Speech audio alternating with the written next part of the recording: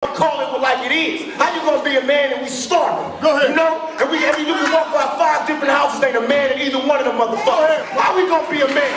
How we gonna be African Americans? And we out here done. We done and we niggas until we set this shit right. Trust me when I tell you that shit.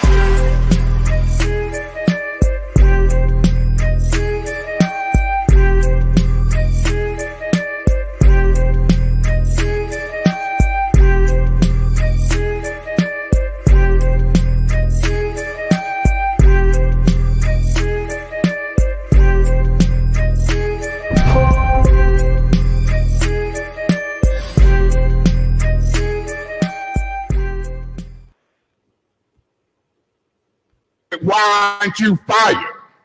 Pardon me? Why aren't you fired then? Why am I not what? Fired. Fired? Yeah, if you got $11 million worth of money and can't keep up with the restoration and you responsible, not the mayor, not this council, why ain't you fired? Can I answer? Or Yeah, answer. Since you responsible. Well, are you going to let me answer or are you going to yell at me? I'm going to do both. Answer. Why aren't you fired? I want the whole city to know it. And I'm going to point fingers. Monica Galloway arguing, fussing. And she the main one. He's doing points of orders.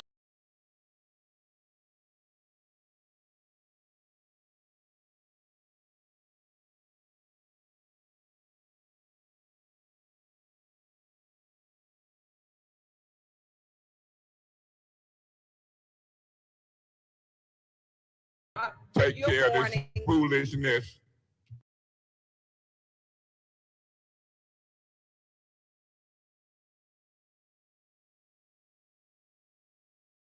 I ain't free. You give me respect. I can holler and speak if I want to. Councilman Mays, please refrain from your profanity. Hell yeah. It shouldn't be fine. We got folks sitting in business and I wouldn't care if you was the chair, the sofa, the TV. Mr. Mays, you are out of order.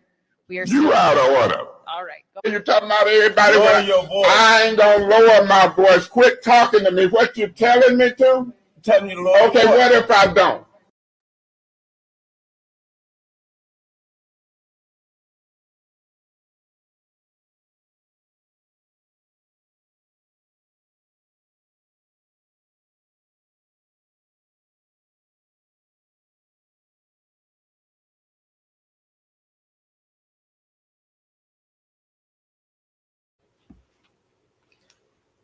Right now, family, I am sending the biggest certified salute to Eric Mays, foundational Black American, how you handle business, how you hold it down, how you do the damn thing. This is the type of energy that we on 24/7. This is the type of energy that we gonna continue to be on, and this is the type of energy we bring when we bring that real straightening.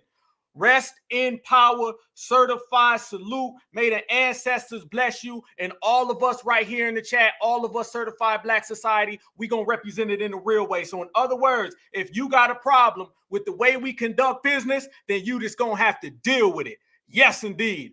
Now, if you are a foundational Black American, you represent where you are, your city, your state, your town, your region, then I need you to stand up, represent. Certified foundational Black American freedmen. We are in the building. We are in the place. Ballers gon' ball and them haters gon' hate. And now it's time to represent all the way across the board certified Black society versus everybody. And we win by a knockout. Yes, indeed. Let's go to work, family. Right back at it, y'all. It's Black Alpha Network. Hey, it's on now, y'all. It is on. I appreciate the love. We already got 180 plus people in the room right now. We about to go to some serious work. But I need y'all to tell me where you from, where y'all at. I already see people in the chat right now. I see Detroit. You know what I'm saying? I already seen Boston. I already know what it is. We gonna bring it live, y'all. This is what it is. We're going to get some foundational Black American straightening up in the building tonight. South Carolina, I see you. Okay, Chicago, I see you. California in the house. Sacramento, I see you. New York City, Florida, I see you. Maryland, I see you. Atlanta, it's all love around our way, y'all. Let's do what we do best, and that's put it down the correct way. Fam, this election season that we all been talking about, it's time we get some certified foundational Black American straightening on everybody. All right. You got some folks running around here trying to go blue, trying to go red, but we staying black. We staying certified black. You vote FBA no matter who. And if you ain't voting FBA no matter who, then you disqualified. Jacksonville, I see you. Oklahoma City, Tampa, I see you. All the way live, Canton, Ohio, I see you. We in the place, y'all. I need you right now, though, family. If you can, smash that like button. Yes, indeed, all the way. Subscribe to the Black Alpha Network. Certified salute to all my day ones, all my new riders. Much love and respect, but we going to bring it and we going to tear the house down, y'all. Man, you know when it's election season, things get crazy, right? You know when the election starts, people start going insane. You got folks running around here right now that ain't never done nothing for the community, ain't never done nothing for our whole lineage, heritage, and culture. But now everybody trying to vie for our vote. You got folks popping up out the woodwork, talking about the blacks, the blacks, the blacks. You got folks trying to give us Kentucky Fried Chicken. I ain't lying. You got folks out here trying to give us tennis shoes. I ain't lying. Nobody's talking about what we say, reparations. And we're not moving until you speak about reparations. If it ain't about reparations, it ain't about us. Denver, I see you. If it ain't about tangibles, it ain't about us. All the way across the board. Harlem, I see you. Certified salute. This is what we're doing, and this is the type of time that we on, and this is the energy we bring it, family. I'm hearing a whole lot of stuff going on. You see these people talking about everything other than what foundational Black Americans have put on the table. Let's make this clear for the whole wide world to know, okay? When it comes to reparations, family, that's a non-negotiable. We are going to be on reparations forever. I hope they don't think that we're going to hit some type of magical U-turn, turn all the way back around and go somewhere else. Nah, no, ain't happening. That's not what's in us, fam. We're going to stick to it, and we're going to stay certified all the damn time, and they can't do nothing at all. This right here, family, this ain't what we on, all right? All the folks running around here on that type of time, that ain't what we on. All them vote blues, no matter whose, that ain't the type of time we on. We are focused on our own tangibles, on our own benefits, on our own resources. And if people do not come to the table with that, it ain't happening. I mean, real talk. Let me ask y'all a question. What are some of the things that y'all seen already? Because I've already seen chicken. You know the Democrats is going to pull out some chicken. Kamala Harris just went to some African store and was trying to talk to them about music. But the music she's talking about is foundational Black American music. Okay, so what else are we seeing, fam? We seeing the whole gambit. That's what they trying to run on us. Everything except for what we demand. Reparations is what we demand. Reparations is what we are going to get, and they will cut that damn check whether they like it or not. We're not playing games with these people. It's real out in the field, family. This is what it is. So we got to be careful, because what I'm seeing now, I'm seeing a tug of war amongst the dominant society. And this happens every election season, y'all. You see the people in red, you see the people in blue. And both of those groups try to vie for our vote. They try to vie for it. The same people who don't do nothing. Let me tell you this. Anybody who's asking for your vote, but they never say anything about the system of supremacy. I'm not talking about the racist party over here or the racist person over there. I'm talking about the system of supremacy. If somebody is not out here talking about the system of supremacy and reparations, all they doing is run a game. And when these people run these games, fam, they're real slick with it. You got to understand, they will try every single means to run game. You got people coming out here. But the thing is, we are not folding. We're not falling. We're not going for any of the nonsense. And y'all, we've been seeing it. We've been seeing it left and right. The dominant society always comes around in election season. And when they show up in election season, what's the first thing they do to us, family? The first thing they do is they start trying to tell us how they can do better than the other party. But when we look around, all you dealing with are supremacists. So we're going to do some real straightening today. That couch is looking better than it did last week, looking better than it did the week before. This right here is also what we're not on, okay? I'm telling you right now, we are not on this neither. That's going to have to go, fam. All right? These people running around here saying blacks for Trump, blacks for Biden. All I hear when I hear that are people who are not certified. That's the only thing I hear, family. We're not going to let these people use. I don't give a damn what party you want. See, we're about policy over party. We're about independent over organization. So all of these people who run around here and they want to be a part of these organizations, hell to the no. I've said it millions of times. Look at this. This lady said, Rosa Parks would love and appreciate everything President Trump is doing for America. Family, that ain't no good. That ain't no good. That makes the couch look even better. All right? The couch look even better when you hear things like that. When you hear things like that, family, you already know the couch is calling. All right? The sofa, all that is calling. They are going to use every single thing that they do. But there's a lot of confusion. there's a lot of, backstabbing, there's a lot of mistreatment, and we know the way it works. One of my mottos, family, I say, there's no such thing as a black Democrat, and there's no such thing as a black Republican. There are only black people who work on the Democrat or the Republican plantation. If you are a black person, there is no way that you can ever be a part of one of those organizations. Those organizations are white exclusive. Don't let anybody tell you anything other than that. In the system of supremacy, you know that the main course is to violate, oppress, and suppress black Americans.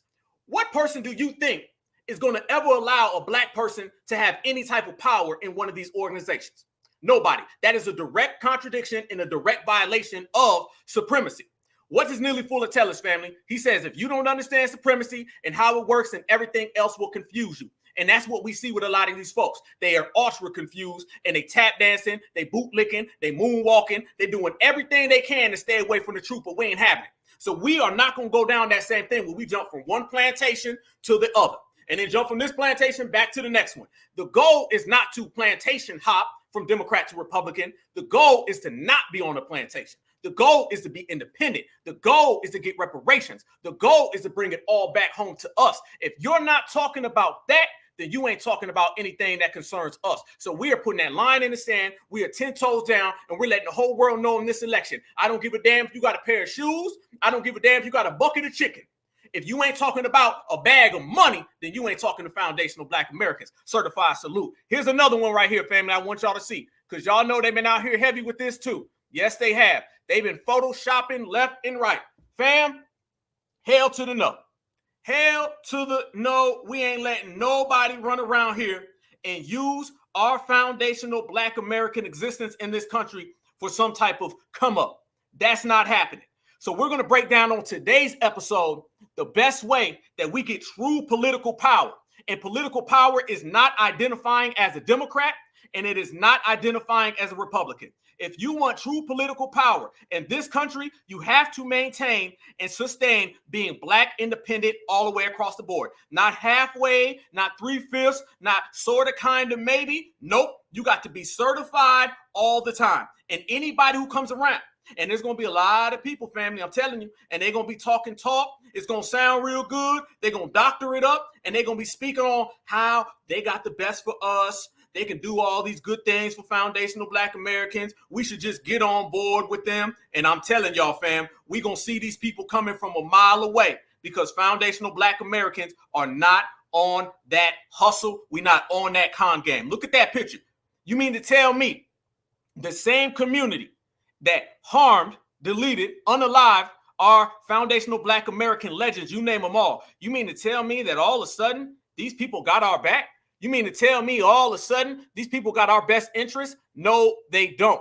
It is all one con game, and we're getting closer and closer to this election. And as we get closer and closer to this election, family, we're going to have to start cleaning up because y'all can feel the energy in the air. You can feel it, fam. You see all of these groups running around here, and they're trying like hell to get foundational black Americans on board. They're trying like hell to get foundational black Americans to go on one of them plantations. But this generation is different. I always say that this generation got different moves and this generation moves separately. Well, this generation is going to make it very, very clear that it's all about the money and it's all about our own self-interest. Our interests do not run through no political parties. Our own interests run through self. So when you start talking about Team Mayo versus Team Miracle Whip, black Americans ain't got nothing to do with that. Let's make that clear. Let's put that in the psyche. Somebody going to come around, they're going to say, hey, I got some tennis shoes. You should come on over here to Team Miracle Whip. Hell to the no. Somebody else is going to come around here. They're going to say, hey, I got a bucket of chicken. You should come over here to Team Mayonnaise. Hell to the no. The only thing that a black American could ever be associated or affiliated with if this lineage, heritage, and culture is our heritage and our culture. If you come around us speaking anything other than that, you got it wrong. So family, in other words, when this right here comes knocking on your door, you already know what type of time it is. When you see that knocking on your door, family, get away from it. We don't want neither one, okay? And you know they shit gonna be bland as hell anyway, ain't no good. They don't even know how to make one of those, okay? We don't want nothing to do with any of that. And anybody who tells you different is not on our side, and they're ops. It is regulate season. It is G-check season, family. And we going right on down the list. So Team Mayo, Mayonnaise, Team Miracle Whip, they can whip their ass across the street. You better go play that on somebody else, because foundational Black Americans in this generation, we're not falling for that one. We're not falling for that one. Think about this, fam. They've been doing that right there politically for how long? How long have Black folks been jumping from one side to the other? I mean, you name it. Just tell me when. How long have Black Americans been saying, I'm going to be on this team? No. I'm going to be on that team. I'm going to be on that team. No. I'm going to be on this team. And folks wonder why reparations hasn't came. And folks wonder why tangibles haven't came. Because there's no room for you as a Black American on Team Miracle Whip, on Team Mayonnaise, and there's damn sure no room for you on Team Republican or Team Democrat. The only place where you have room as a Black American is amongst Black Americans, and right here on the Black Alpha Network, certified Black society. We almost got 400 people in here, and we only been going for 16 minutes. It lets you know things are real, and it's real out here in the field, family. So this is what we're going to do. We're going to talk about on this episode how everything's on us. I've been saying it. Everybody who subscribes to the Black Alpha Network, y'all know I'm the main one always telling you we got the dominant society, and especially the Democratic Party right where we want them. Yes, we do, and I'm going to explain why we do. When you look at the Black vote, all it takes is for a certain amount of us to get rid of the Democrats. That's it. That's goal number one, okay? Goal number one is to get rid of the Democratic Party, because you're talking about benign neglect and you're talking about illegal immigration, or just immigration as a whole. It don't even matter, because at this point, illegal, non-illegal, kind of illegal, came here last night, came here last week, all of that is anti-FBA, all of that. So we're not going for none of the symbolism and none of the gestures, and we're getting rid of everything. So goal number one is to get rid of the Democratic Party. It's time that they go down. It's time that we make a splash, okay? This election right now, the main thing we got to do as foundational Black Americans is that we got to make a splash across the whole damn world. And how do you do that? You do that by leaving the Democratic plantation. How do you leave the Democratic plantation? Your house, your couch, your chair, whatever. Just don't participate in these elections. That's how you do it. On the other side, when you start talking about the Republicans, a lot of people are coming around here and they want to be on Trump's side. Y'all seen that Trump thing the other day. I'm going to talk about it. I'm going to break it down. First off, Trump comes out, family, and he starts talking about the lights are so, bright. I can only see the blacks. Don't get it tangled and twisted. If you are somebody who feels that you have to decrease the vote for the Democrats and you do go vote for Donald Trump, all this NIGGA for Trump stuff ain't going to work. All this advocating ain't going to work. Let me tell everybody, newsflash, you don't have to be a cheerleader for any of these people. The best thing that Black Americans could do is A, take down the Democrats, B, bring down the whole Republican Party and the Democrats collectively, and 3, we get the bag in the process. And we can do that by sitting out. Because if you look right now, immigration has come home to roost. What have I been saying right here on the Black Alpha Network, fam, for how long? I've been telling everybody that immigration is coming home to roost. See, when immigrants were coming here to this country and they were strategically placing them in our communities, remember, fam, out of 560 sanctuary cities, that just happens to be in 90 damn near % of our population. So we broke down how immigration is strategic and it's an apparatus to come in here and replace us. But now you've been seeing on the news, some of these folks been coming over here from Venezuela, from Nicaragua, from Mexico, and now they out here harming some of these Karens. So now the Republican Party is getting against the Democratic Party, and they got a Karen issue. They got a Karen and immigrant issue. And what are we going to do, family? We're going to fan them flames. That's why I say we got everybody against the ropes. Now you look over there in the Middle East. You got all these folks talking about no ceasefire, no vote. They're against the Democratic Party. Nobody's rocking with Kamala Harris. Nobody's rocking with Joe Biden. They have all-time lows when it comes to any form of polling. I'm talking about good job, half a job, future, projections, forecasting, every single poll that the pollsters have put out. This is one of the worst administrations of all time. And I'm here to let everybody know the reason why everybody's calling it out is because of us. We have made it the thing to call out the Democratic Party. Nobody was calling out the Democrats until Black Americans did. Soon as we started doing it, the Palestinians started doing it. Now all of a sudden you got illegal immigrants going at it. You got every single group upset with the Democratic Party because they've been watching foundational Black Americans move. So now we're not going for the shoes and we're not going for the chicken. But what we can do, fam, is that we can sit back and instigate it. Think about this. The dominant society will come between this Black person and this Black person and try to pit them against each other. Well, we can sit back and watch them go against every other group. Quit getting involved in all these other conflicts and picking a side. Once again, the only side you can ever be on is your goddamn own side, foundational Black American side. So what I'm seeing is you got the immigrants and the Karens going at it, and I'm sitting there flipping pancakes. I'm like, you gonna let Karen talk to you like that, Jorge? Then I'm gonna turn around to Karen, and I'm gonna say, Karen, you gonna let Jorge talk to you like that? Oh man, if I was you, I would get him out the country. I'd call ICE right now if I was you. Man, Karen, that's messed up, man. I know you are not gonna let Jorge come over here and talk to you like that. And then Billy Bob, I'm gonna say, Billy Bob, you know, Hernandez, he said he gonna break in your home tonight.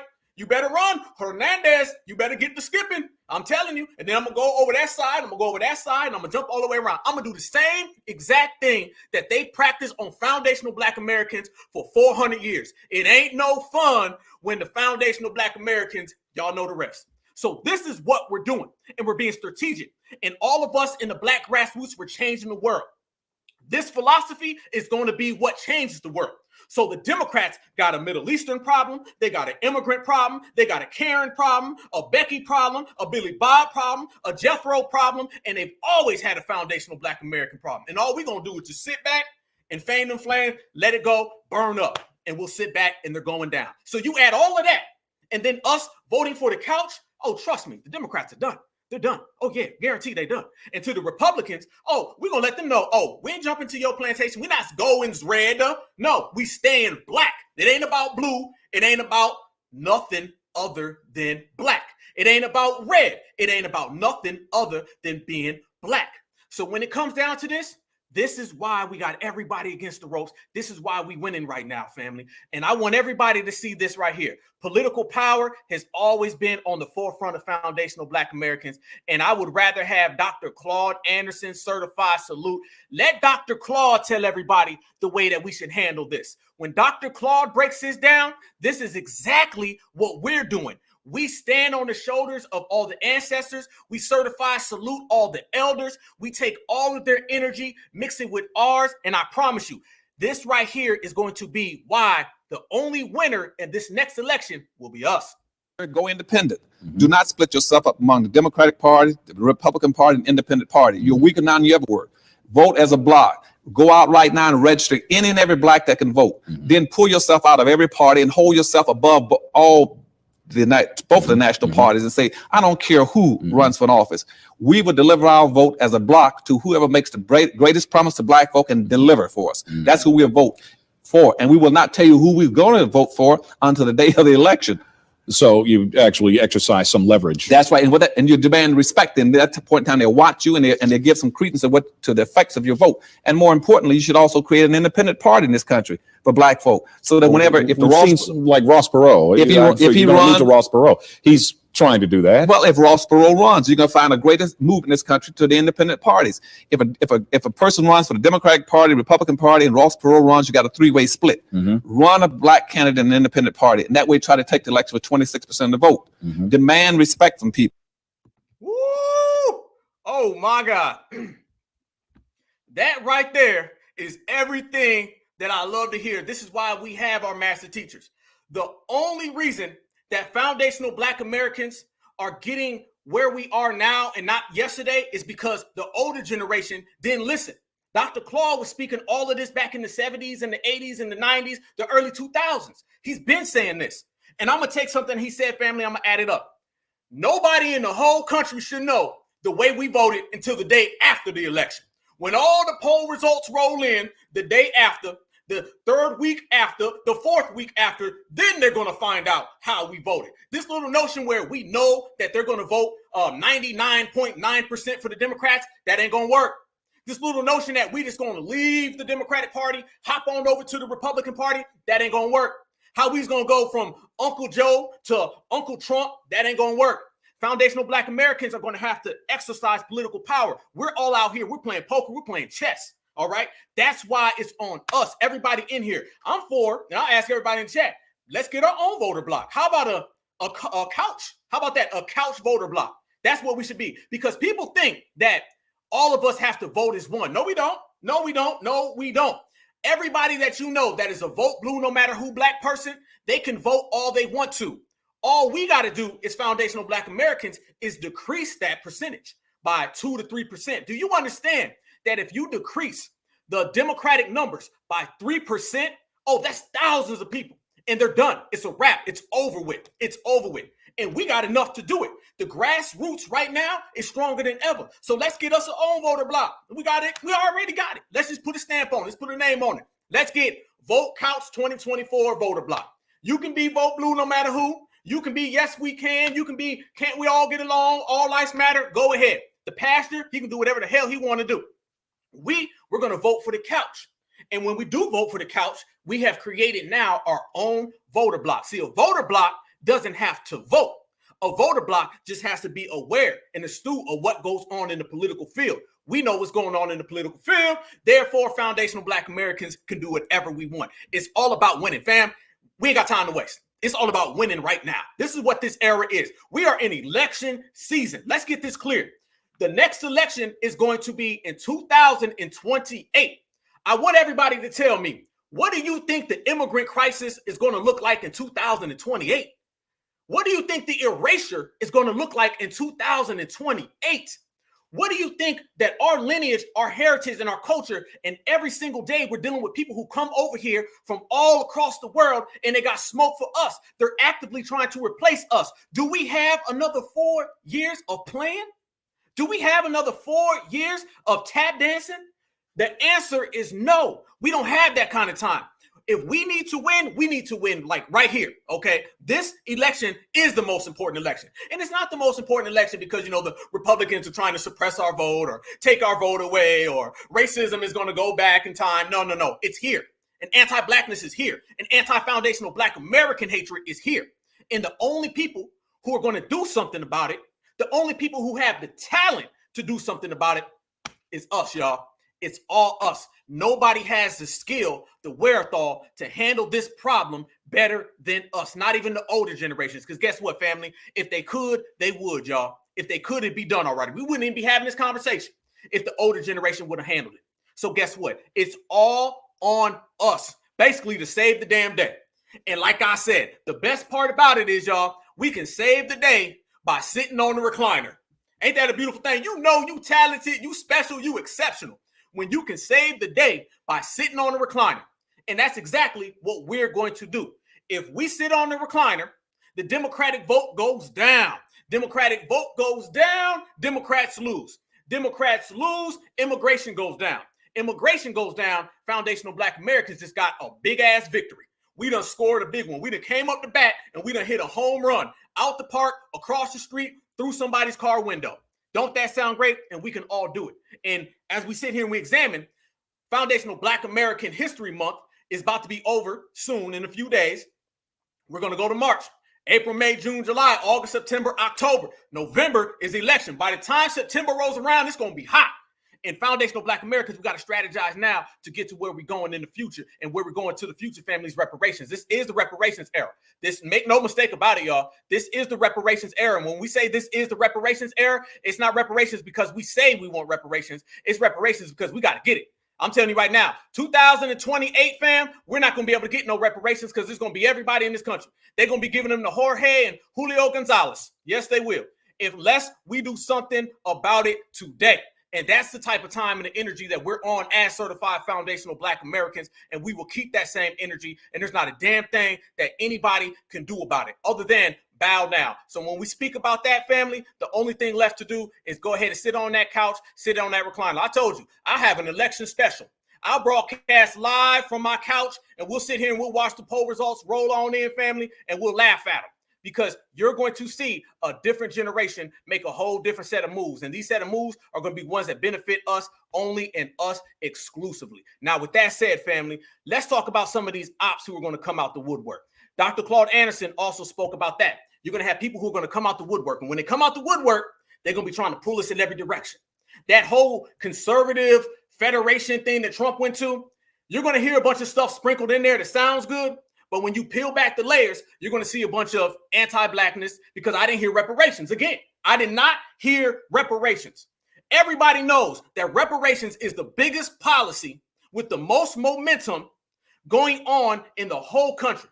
And you got politicians who aren't even talking about it. They talking about shoes. So it's the same game for them. You ain't going to get it, then hey, you're going to have to fall back all the way back. Now, before I go any further, fair use, fair use, fair use. This video is just meant for criticism, commentary, news reporting, teaching, scholarship, and research. Fair use, fair use, fair use. Let's talk about some people who come out the woodwork, fam. Y'all know a person who was crying during the last election, okay? I call him the bald-headed Karen, all right? Y'all seen Vanessa Jones. Did y'all see Vanessa Jones come out just recently? Vanessa Jones has been in hiding, okay? We done ran that Democratic shield completely off the block. But now all of a sudden, you're starting to see them pull out them Democratic shields. They're also getting the ones on the internet. Democratic shields are coming from everywhere, y'all. But I want y'all to see this video right here. Now you're starting to see, once again, something we're not getting caught in. We're not getting caught in playing favorite racist. We're not playing favorite supremacist. That's all a black voter is. A black voter is someone who every 4 years plays favorite racist. You got this guy over here on mayo, mayonnaise. You got this person on Miracle Whip, and all they do is go back and forth, and black folks say, well, I like this one, I like this one, I like this one. We're not doing the plantation jumping. We're not playing favorite anything. Only thing we're doing is staying independent. Once again, you're going to see a lot of people come around. Some of these people are going to be popping up on Twitter or X, on Instagram, all down the timeline. You might meet some of these people. You're going to start seeing a lot of people as we get closer to the election, family. They're going to say things that sound very endearing to us, but in reality, it's only to get us to go vote for the Democrats or vote for the Republicans. This is why we got to stay on code and laser focused, very sharp. You're going to have people come around and say, I support reparations if you vote for Trump. That ain't going to work. I support tangibles if you vote for Joe Biden. That ain't going to work. They watching us now. They watching us right now. They listening to what we're saying all the way across the board. And they're saying, how can we fool these black Americans, hoodwink, con these black folks into thinking we're going to give them reparations, but really we're just getting their vote. See, back in the old days, fam, it used to be they would just come around and say, we ain't going to give y'all nothing. Y'all got Obama. And then we said, that ain't good enough. They said, okay, we gave you George Floyd Act. Nope, that ain't working. Then they said, okay, we gave you an Emmett Till statue. We said, that ain't working. They said, we gave you Bill Clinton's saxophone. And we said, that ain't going to work. So now they're coming up with these new plans where they're sending people at us that talk like us. I call it black grassroots terminology thieves, okay? They're terminology thieves. They sit there and they watch everything we say. Now they're saying foundational left and right. These people never, ever uttered the word foundational. Now they are. Now you're hearing people say, well, I support reparations. Don't ever give you a number, okay? Y'all see when I had Cornel West on here. I broke down reparations to him. He pulled out a book of Sandy Darity, okay? Sandy Darity is one of the biggest voices when it comes to reparations. He pulled out a Sandy Darity book. And then when I said, okay, do you support reparations? He tap danced all across the damn screen. But you see how they listen to what we say and they hear what we do. When we pull their asses back in, we said, again, reparations are what? Well, I'm going to give you a statue, hell to the no. So now they're sending people at us, family, and these people do not have our benefit. They just talk like us. Now they sending people at us and they don't have our welfare. They just talk like us. Talking ain't going to cut it. You're going to have to walk the walk, and you can walk it to the goddamn bank, and you can deposit some money in every descendant of foundational black American slaves' bank account. You can put it in my hand. You can send me a big ass bag, knock on my door, and just put it there. But the money coming home. Yes, it is. I want y'all to see Vanessa Jones come out, y'all. Vanessa Jones is so upset, family. And the first thing he's going to start trying to do is start talking about black men, okay? This man starts talking about black men in America, and he's basically trying to tell us that we're not smart enough. Because remember, we are the only people in America that they try to tell us that what we need to do is just understand. They don't go to any other community and tell them they don't understand what they're hearing, but they do that to us. Listen to Vanessa Jones, the same guy that literally cried during the last election. Now he's trying to say, well, black men just need to know better. Check it out. Criminal justice reform and some of the stimulus support was welcome. So what's actually happening, though, is that there is an online influence campaign. Correct. Some of it, I think, is coming from Russia, China, and Iran. that is whipping up that conversation way in unnaturally. Yeah, but let me ask you have a question. I want to answer it. So there's a solid block that's not going to move. There is some actual legitimate frustration and fatigue, but there's also, and we have to talk about it more, an online influence campaign designed to depress and distress black voters and to split and to split black voters. Let me just put it on the screen.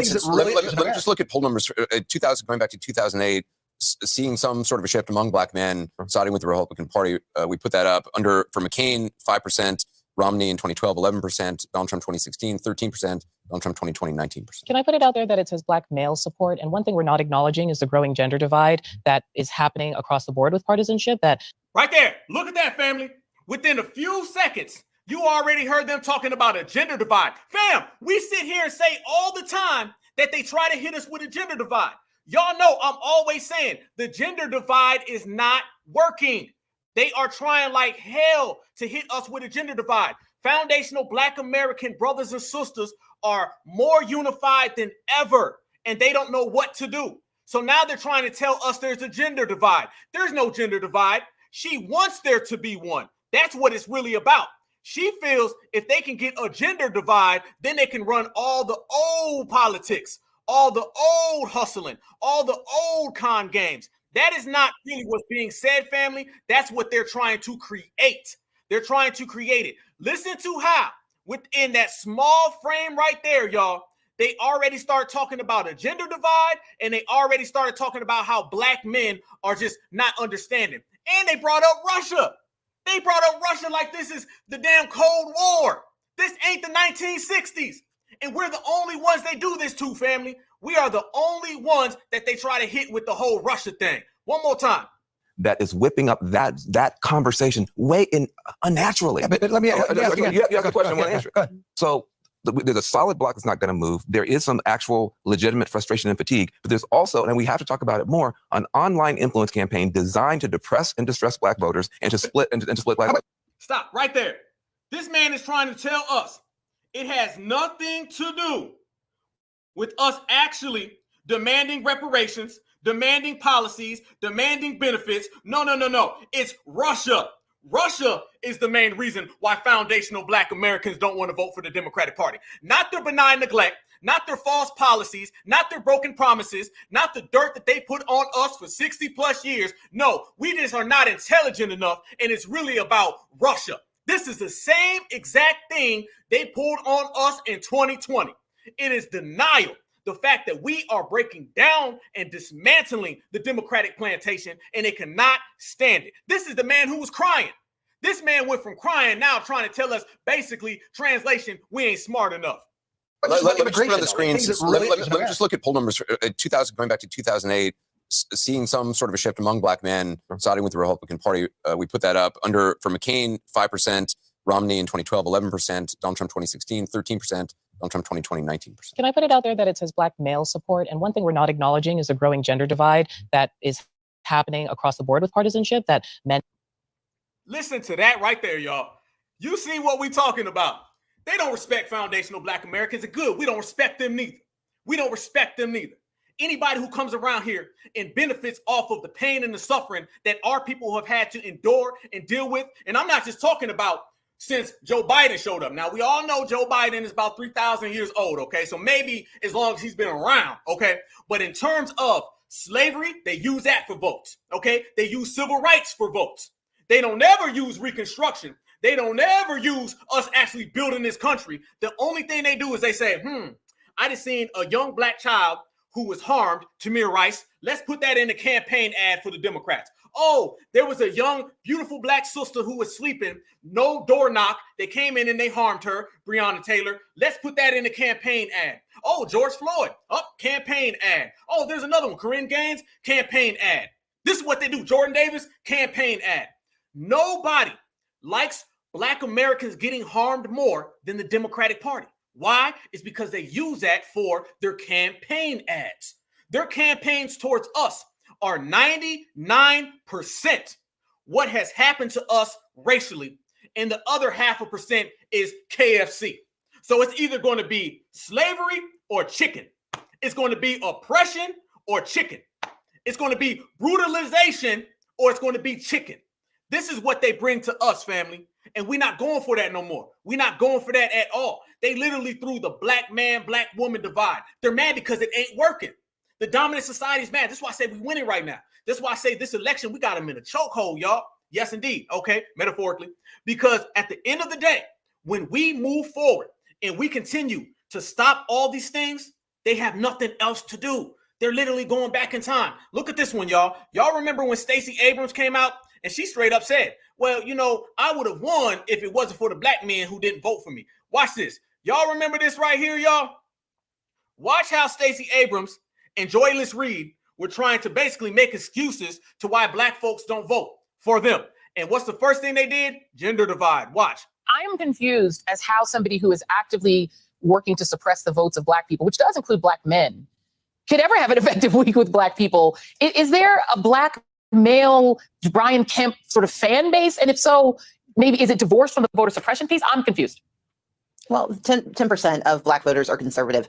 And let's be clear that the two events that are being referenced here, one was a curated event led by a self-professed conservative, and the other was an event I was at before he was.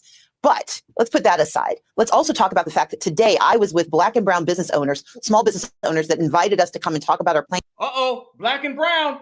There you go. Black and brown. Look how they started off talking about black men.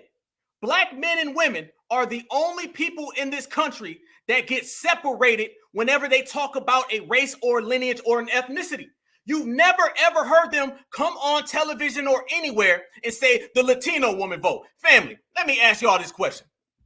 When was the last time y'all ever heard them talk about the Latino woman vote? When was the last time you ever heard them talk about the Asian woman vote or the Asian man vote? They don't ever break down anybody else by gender. When it comes to us, I would say the majority of the time, they don't even talk about us like we're in the same ethnicity. They don't talk about us like we are of the same family tree. They make it look like black women over here, black men are over here. And then that's how they speak about us and they break us down in those fashions. Now we said, no, we are one. You cannot separate the foundational black American woman and the foundational black American man. You can throw everything that you want at us. We're not falling for it. We are stronger than ever. That's why I always say, fam, we're untouchable, we're unbreakable, we're unmatched, and we're stronger than ever. That ain't gonna work on us. That's why that whole Somali chick with the whole brick, that's why a lot of us feel that was maybe a setup. You know what I'm saying? That looked like some foul play was in because it's election season and this person pops up basically saying black men, black men, black men. It didn't work. It didn't work. So now you see them trying to run this game on us again. They're going back in time. They only got about 5 or 6 tricks. And they're going to keep going back into that bag over and over and over again, family, until we put it into it. And that's what we're doing right now. We are putting it into it. There is no gender divide. There's only the foundational black American family tree. And that goes for boys, girls, men, women, elders, grandma, grandpa, all the way across the board. If you on code, you certified, we move as one. So we're getting rid of all of that, family. And they just got to deal with it. And notice, fam, soon as she start talking, what she say? Black and brown. So when she starts talking about us, it's black men's, black women's, but then all of a sudden when she starts talking about black and brown, she get very specific then though. Self-professed conservative, and the other was an event I was at before he was. But let's put that aside. Let's also talk about the fact that today I was with black and brown business owners, small business owners that invited us to come and talk about our plans for the state of Georgia. I showed up where they are. He went to Brooks County where 10 years ago, he arrested 10 women on Christmas Eve and charged them with 120 felonies because they had the temerity to wait for it, use absentee ballots to get representation on the school board for a majority black school district with, for the first time, getting more African Americans on the school board. He held a fundraiser and a restaurant that is known for its past as a segregated restaurant where many black diners still won't attend, instead of sitting down with black and brown business owners to talk about how he is going to help close a 100-year economic gap in the state of Georgia. Brian Kemp has been very clear about who he is, and showing up twice in October before an election will not negate his 8 years of voter suppression, his 4 years of disregard for black and brown communities, and his long and pernicious history of denying access to the right to vote. And I do not believe black and brown, black and brown, black and brown. How many times did she say black and brown in that, family? It was black and brown, black and brown, black and brown. Now, when they talk to the brown, they don't ever bring up the black, okay? It's funny because whenever these people go over to talk to them, they talk about them exclusively. When it comes to us, it's everybody. This is why nobody was voting for you, Mammy Luther King. Not at all. it's because of a deep well of enthusiasm for my opponent. We know that Black voters are often discounted. And unfortunately, this year, Black men have been a very targeted population for misinformation, not misinformation about what they want, but about why they want what they deserve. Listen to that right there, family. She said Black men have been targeted for disinformation. Basically, all my brothers listening right now, she's saying that we are too ignorant to understand what we want. She says it. That's what she says. She said Black men are being targeted for misinformation. If you're being targeted for misinformation and then you fall for it and you're a grown ass adult, then that means that you aren't intelligent enough. They feel Black American men and women just aren't intelligent enough. Enthusiasm for my opponent. We know that Black voters are often discounted. And unfortunately, this year, Black men have been a very targeted population for misinformation, not misinformation about what they want, but about why they want what. She said, boy, she took it a whole nother step. She said, not only are Black American men targeted, Black American men are targeted, and then they're being targeted for what they want because they don't know what they want. She said, we don't know what we want, family. That's exactly what she just said. And this is what they're pulling out. So you got Vanessa Jones, you got Joyless Reed, you got Mammy Luther King. Now, you know, it would not be a party without them bringing out this person. Did you see how mad, how pissed off Al Charlatan was? Look at him. Al Charlatan has been coming out. Mind you, this is the same Al Charlatan that I was just calling out 3 weeks ago for denying in his whack, fake, broke organization, denying on what we went through in South Carolina. Now watch him come out right now because he's in code red. He's afraid that the vote is going bye-bye, and he knows when the Black vote goes bye-bye, so does his job on that damn show. Watch him right there. Reverend Al to Black Trump supporters, you have no shame. I repeat, the insult of saying that Black voters would in some way be enticed to support him because he had a mugshot like all of us are criminals, or to say that because he has 4 indictments, one of which, or really 2 of which, both Georgia and the federal around him trying to rob votings when we had to fight, people were bloody, beaten, and killed to get us the right to vote. And one person, one of his supporters got on Fox News saying, Blacks love him because of the sneakers. So let me get this right. He didn't support George Floyd Justice and Policing Act, Biden did, and signed an executive order. He didn't support the John Lewis Voting Rights Act. But we supposed to go for sneakers and a mugshot. And those Blacks that are standing there with him, have you no shame? I repeat, the insult of saying that Black voters would. First off, the only shame I see is that damn mop you got on your head, okay? And the fact that they let you on national TV or even out the damn house with that mop on your head, that's the only shame that I'm seeing, family. And this is what we're talking about right here again, family. This person is shaming. When we say that they use shaming tactics, he was just using shaming tactics. The Democratic Party, they speak and they talk to Black Americans exactly like a slave master. They feel that Black Americans are their property. That is what it is. By their thought, their action, their beliefs, their approach. They talk to Black Americans like they own us. And you got a bunch of tap dancers who are okay with being owned. They say, well, you know, Master said, well, I'll be owned now. That's what they like. Then you got certifieds and we say, hell no.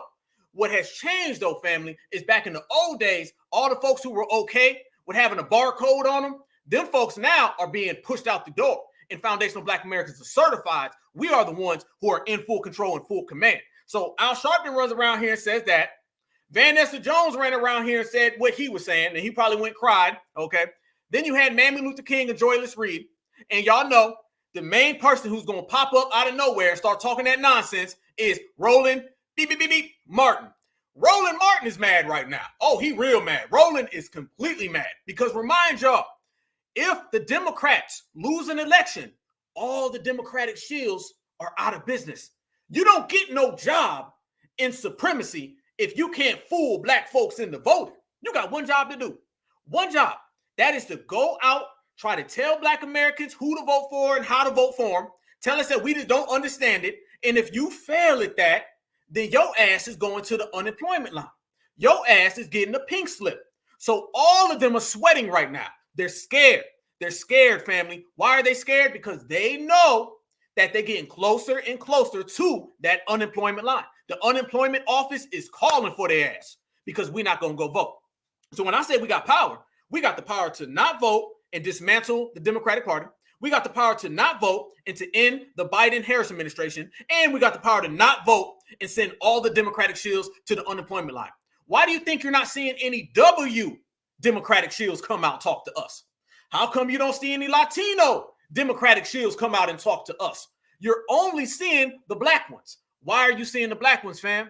You're seeing the black ones because that is their job. So I say, sit on the couch, send their ass to the unemployment line. I'm cool with that. Y'all cool with that? I think y'all are. Then cool. Let's send all their asses to the unemployment office. You try to fool us, them days are over. Conning us, them days are over. Trying to trick, scheme, scam, plot against us, them days are over. That couch got a lot of power, y'all. It got a whole lot of power. Now, check this out. Yeah, you ain't lying. Hold up. Whoa. Yes, UPS is hiring.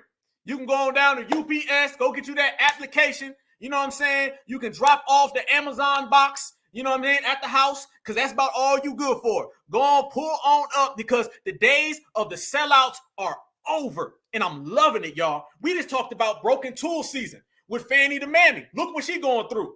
Look what all these other folks is going through. And it's all because foundational Black Americans is running them out the paint. Watch this right here, though, fam. They was super mad. They was salty as hell. Roland B. Martin, oh, he was one of the main ones. Watch this, y'all. Have truly lost their minds. We're going to talk about with our panel, of course, what happened in Barber Hills. But listen to these fools talk about Trump and his trash ass sneakers.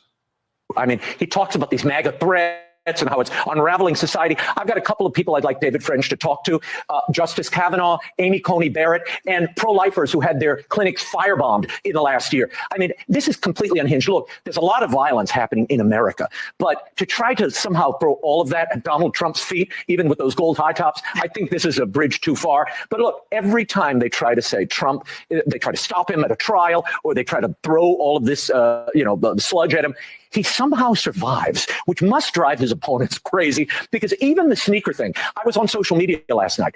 Very interesting. As you see Black support eroding from Joe Biden, this is connecting with Black America because they love sneakers. They're into sneakers. They love this is a big deal, certainly in the inner city. So when you have Trump roll out his sneaker line, they're like, wait a minute, this is cool. He's reaching them on a level that defies and is above politics. The culture always trumps politics. And Trump understands culture like no politician.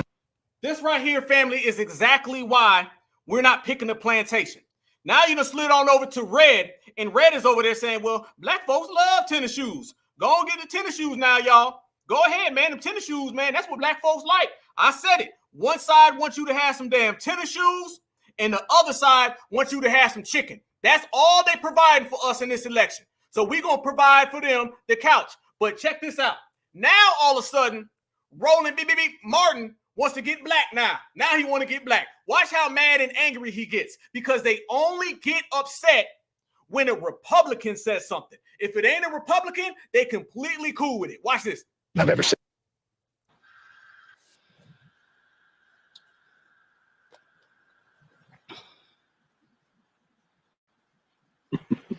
Lauren, they really think Black people are simpletons. Yeah, they think Black people are stupid. I don't mince any words right here. For all of you trifling punk ass people who sit out there and you make comments on message boards and you post on social media and you say stuff in barbershops and beauty salons and you say that Judge Ketanji Brown Jackson was performative politics by President Joe Biden. When you say that voting doesn't matter, here's perfect proof where a single federal judge can issue a ruling that impacts the entire country. I have said numerous times why voting matters, because guess what? Whoever is the president gets to pick federal judges. Whoever's in the United States Senate, the Senate who controls it, they get to confirm federal judges. And these people are there for life.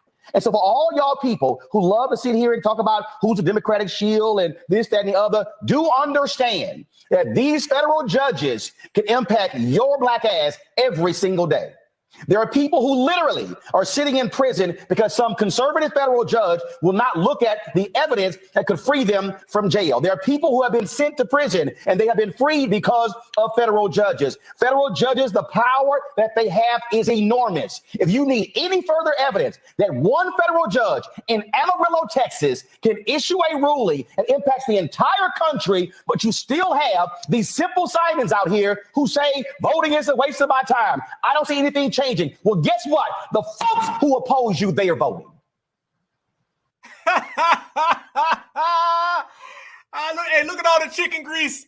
Look at all the chicken grease coming down his forehead, y'all. Look at that right there. He think he's scaring somebody. Man, you ain't gonna bust a grape because you're gonna eat all the damn grapes, okay?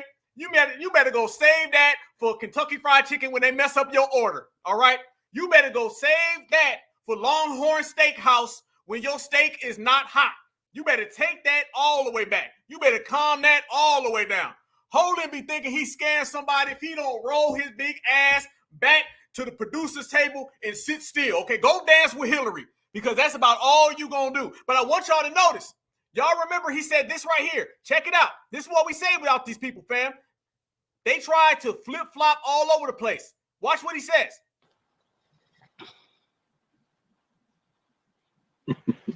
Lauren, they really think black people are simpletons. He said right there, they think black folks are simpletons. That's when the Republican says something. Now watch what he says about black people. Federal judges, the power that they have is enormous. If you need any further evidence that one federal judge in Amarillo, Texas can issue a ruling that impacts the entire country, but you still have these simple Simons out here who say voting is... Wait a minute. Did he just say simple Simon? Wait a minute now. Just a second ago, he told us that the Republicans think that we are simpletons. That's what he just said. He said that the Republicans think that we are simpletons. Then he said we're simple Simons, which that's whack, lame as hell. That ain't land at all. I don't know what that. If somebody told me I was a simple Simon, I wouldn't know whether to get mad, ball in my fist, or shake the hand, okay? Because that's whack as hell. But you see how, on one hand, when the Republicans said something, he got mad. They think we some simple Simons. And then he flipped around and said the same exact thing about black people. This goes to show you they only acknowledge supremacy when they can dump it on a Republican. This is the game that we're living in, fam. We're living in a system where one party is seen as all the supremacists and the other party is seen as all the saviors. No, there are no saviors in supremacy, only supremacists. This is the gambit that they've been running on black people for years, that you got one good one, one bad one. No, they're both bad. And that's how it's always been. That's how it will continuously be. So that ain't going. He says the same exact thing. He just didn't think that foundational black Americans, us certifieds, will be framing it, highlighting it, and roasting his ass in the process. You used to be able to get away with that back in the Yes We Can era. Holden, you can't anymore. But you still have these simple Simons out here who say voting is a waste of my time. I don't see anything changing. Well, guess what? The folks who oppose you, they are voting. Florida, they're voting in Texas. And if you think for a second that they don't understand the power, well, then you absolutely are clueless. Folks, this is why this is called all hands on deck. Because what we are facing folks on the right who absolutely want to control every facet of this country, the federal level, the House, the Senate, the White House, the courts, governor's mansions, state legislatures, county commissioners courts, city halls, and you better decide which side are you on. I know what side you on. Oh, I know what side you on. You on the side of the damn menu. Wherever the menu is at, that's the side you on.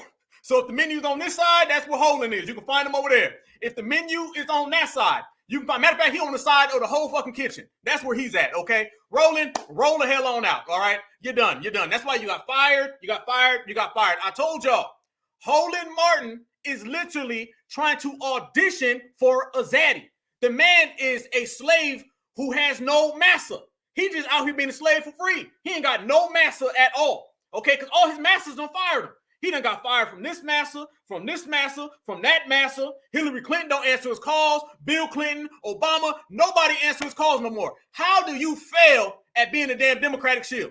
Holden has. That's what you are, Holden. You are a failed Democratic shield. Therefore, failed Democratic shields don't get no type of time nor attention from foundational black Americans. And y'all remember when he said this too, right? Since the Republicans are so bad, y'all remember this? All sorts of stuff. And I said, this real simple. Shut up and vote. Shut up and vote. Shut up and vote. Shut up and vote. Shut up and dribble. Shut up and dribble. Shut up and dribble. Shut up and vote. Shut up and vote. Shut up and vote. Shut up and dribble. Shut up and vote. Shut up and vote. Shut up and vote. And they were like, well, it's not that simple. I'm like, no, actually it is. All right, folks. The recent Louisiana primary shows black folks are simply not showing up at the polls like they did when Barack Obama ran for president in 2008. I've had a number of folks who are millennial and Gen Z talk to me complaining about all sorts of stuff. And I said, this real simple. Shut up and vote. Shut up and vote. Shut up and vote. Shut up and vote. Shut up and dribble. Shut up and dribble. Same exact thing, family.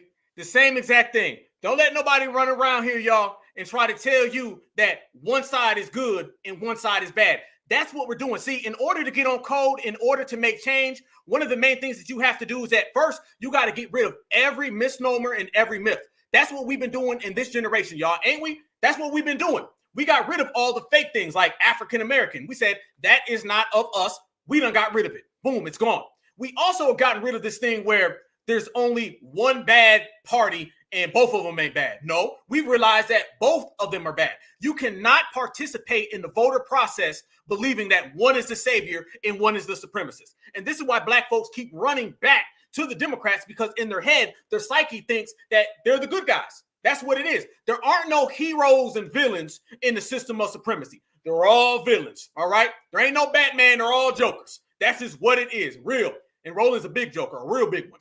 This is why we have gotten rid of all those myths and misnomers about these people are going to come save us and these people are going to do this. They've been running that on us for how long, fam? And we don't put an end to it. That's not the type of time we're on. We know that all of them are bad. So this is why the best thing is to stand still right where you are and get your tangibles independently. Everything that we do has to be independent. That's what Dr. Claude was talking about. He kept saying independent, independent, independent. We got to move as independent voter blocks. If they want to move for the Democrats, have at it. You want to move for the Republicans, have at it. We're not on that type of time. We're moving for our own selves. People like Holland Martin are out the game. So that's why we show Vanessa Jones, Holland Martin, Joy Reid, Mammy Luther King, all the way across the board, every last one of them, Al Sharpton, they done for. They done for, ain't got no weight, hold no weight, and foundational black Americans have completely deleted all of them. I want y'all to see what this good sister I seen said one day. This sister right here came across my timeline, and I noticed that she said the same exact thing that me and you be talking about, fam. We talk about how Al Sharpton just called out all those black men. Watch this sister right here respond. This sister is going to break down exactly what we've been saying. That's why I say all of our talking points have changed this country. Now, family, everybody is starting to sound more and more like a certified foundational black American. Nobody's talking that African American talk. Watch how she calls out Al Sharpton and the same energy that they've been running on us. Watch it. Al Sharpton, or should I say Reverend Al, because this is what people call him. He's calling out black men for supporting Trump. He don't feel black men should support Trump, and he calling them out about it.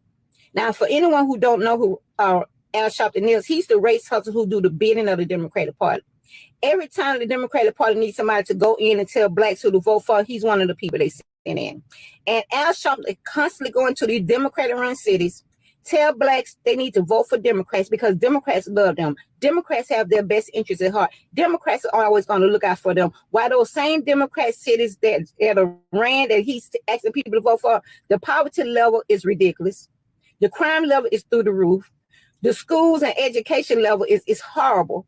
But he started telling these people, vote for these Democrat people because they love you. But he lived nowhere near those areas. So I wanted to just put that out there so y'all can know who he was.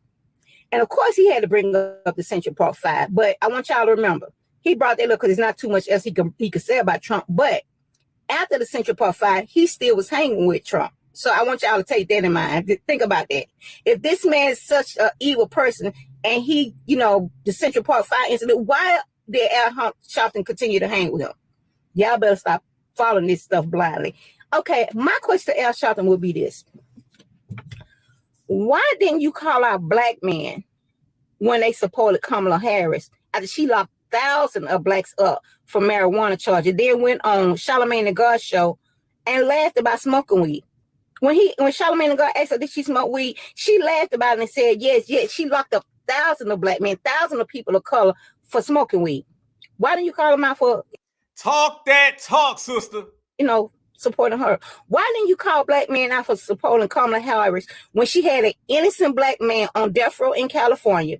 He had the paperwork to show that he was he was innocent, just to advance her career. This man could have lost his life if it weren't for the fact that somebody found that information out and was able to present it so this man could be set free. He could have lost his life. Anyone who don't believe it, look it up. He sued California. He got paid for it. Although that does not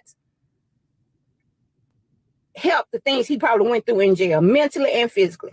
So why didn't Al Sharpton call black men out for supporting Kamala Harris? And let's go to Joe Biden.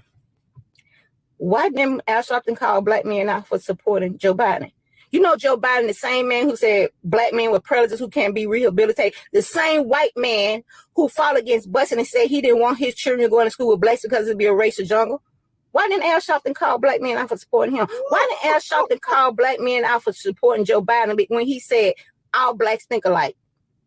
Blacks don't know how to use the internet. Why didn't Al Sharpton call out black men for supporting Joe Biden? Why didn't Al Sharpton call out black men for supporting Joe Biden when Joe Biden said, if you don't know if you should vote for me or not, you ain't black?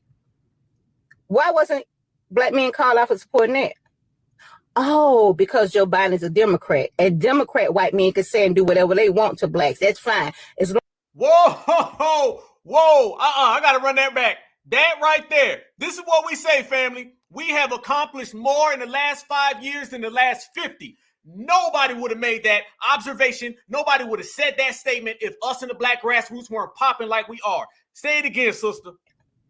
Oh, because Joe Biden is a Democrat. A Democrat white men can say and do whatever they want to blacks. That's fine. As long as they're not a Republican white man. Okay. Oh, because Joe Biden is a Democrat. A Democrat white men can say and do whatever they want to blacks. That's fine. As long as they're not a Republican white man. Okay. Y'all see where I'm going here? People, y'all better stop listening to these so-called black leaders and think for yourself. Because if you think these black leaders have your best interests at heart, you're highly mistaken. And I need to ask Al Sharpton this. Why didn't you check Joe Biden when y'all was on that Zoom call after he became president? It was you, Kamala Harris, and more black people on the Zoom call, and y'all looked it up. And you were talking, and Biden just shut you down and told you, listen, Reverend Al, I've done for more for you people than anybody. And it was crickets. No black person on the panel said anything, didn't check him or anything, and he was talking to you. Al Sharpton. Man, how you gonna debate that? How you gonna debate that? What you got for that right there? What you got when just a regular foundational black American certified sister laid it out right there? Everything that we've been saying is being told now. The difference is it's not being told behind closed doors and back alleys. It's being told on the mainstream level. Family, the psyche is changing. The psyche is changing. These folks better either get out the way or they're gonna get rolled over. I'm telling you right now, foundational black Americans all across the board. You're seeing older people, younger people. That's why I like to say this era has changed things because it's all different age groups. It's obviously by the chat, by the roll call that we had, we got almost 700 people in here. It obviously shows you that we run strong, we run deep. We in about 50 states. You got brothers and sisters who are foundational black Americans who are on the other side of the planet, but they bring that FBA flag. So you see that foundational black Americans, we roll as one. We're united. We're stronger than ever. The brothers and sisters, the kings, the queens, the goddess, the gods. So now what is everybody going to do? They have nothing else to do but fall in line. You got regular, average, everyday brothers and sisters who know exactly what's going on. Y'all know if this was a few years ago, folks would have been saying, y'all just stop now. Y'all need to leave that man's alone. He did this. He did this. He gave us a statue. He gave us some chicken. He gave us some coleslaw, some potatoes. Y'all know that's what would have happened years ago. It isn't happening anymore. All thanks to us, the black grassroots. This is the first time in American history where the black grassroots, I'm talking about the certifieds, I'm talking about the real ones. This is the first time where the real ones are in control. We are in command. Everything runs through us. The reason why things used to be the way they were is because it used to have to run through the boule. We put them out of business. It used to have to run through the shields. Obviously, by the receipts that we done laid out, they're out of business. What left? Nothing but the black grassroots, y'all. And that's why everything is changing. So when you start talking about Master Joe Biden, oh, family, Master Joe has made it clear. He is all about immigration. Master Joe Biden, he is the guy who straight up was asked, how do you feel about reparations for black people? And he said, I feel that immigrants need to keep on coming to this country and we need to keep giving them money. Master Joe is the guy who said he wants to increase reparations for immigrants. Yes, he did. Now it's being seen, y'all, that Master Joe is all about serving the immigrant community. He is within supremacy an immigration person. You got two types of supremacists, and I broke this down before. You got one supremacist who says, no, we are going to be oppressors based solely on all the W's. They don't want to have no mascots. They don't want to have any puppets. They don't want to have any minions. They want to just be one version of supremacy, and they're all W's. That's one version of it. That's the Republican way.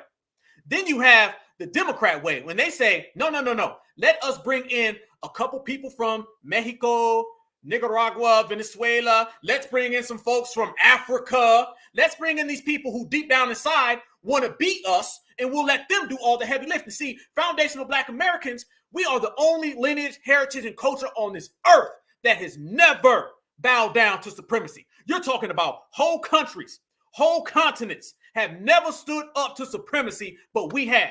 That's why I'll say we win with less numbers. We don't need 1 billion people because we win with the small numbers. I say it, certified 100. That's all it takes. Everybody else, they'll have certified whatever, and they won't ever get nothing done because to them being certified is being a COON. For us being certified is being self. This is why we change the game and they don't. This is why we win and they're not.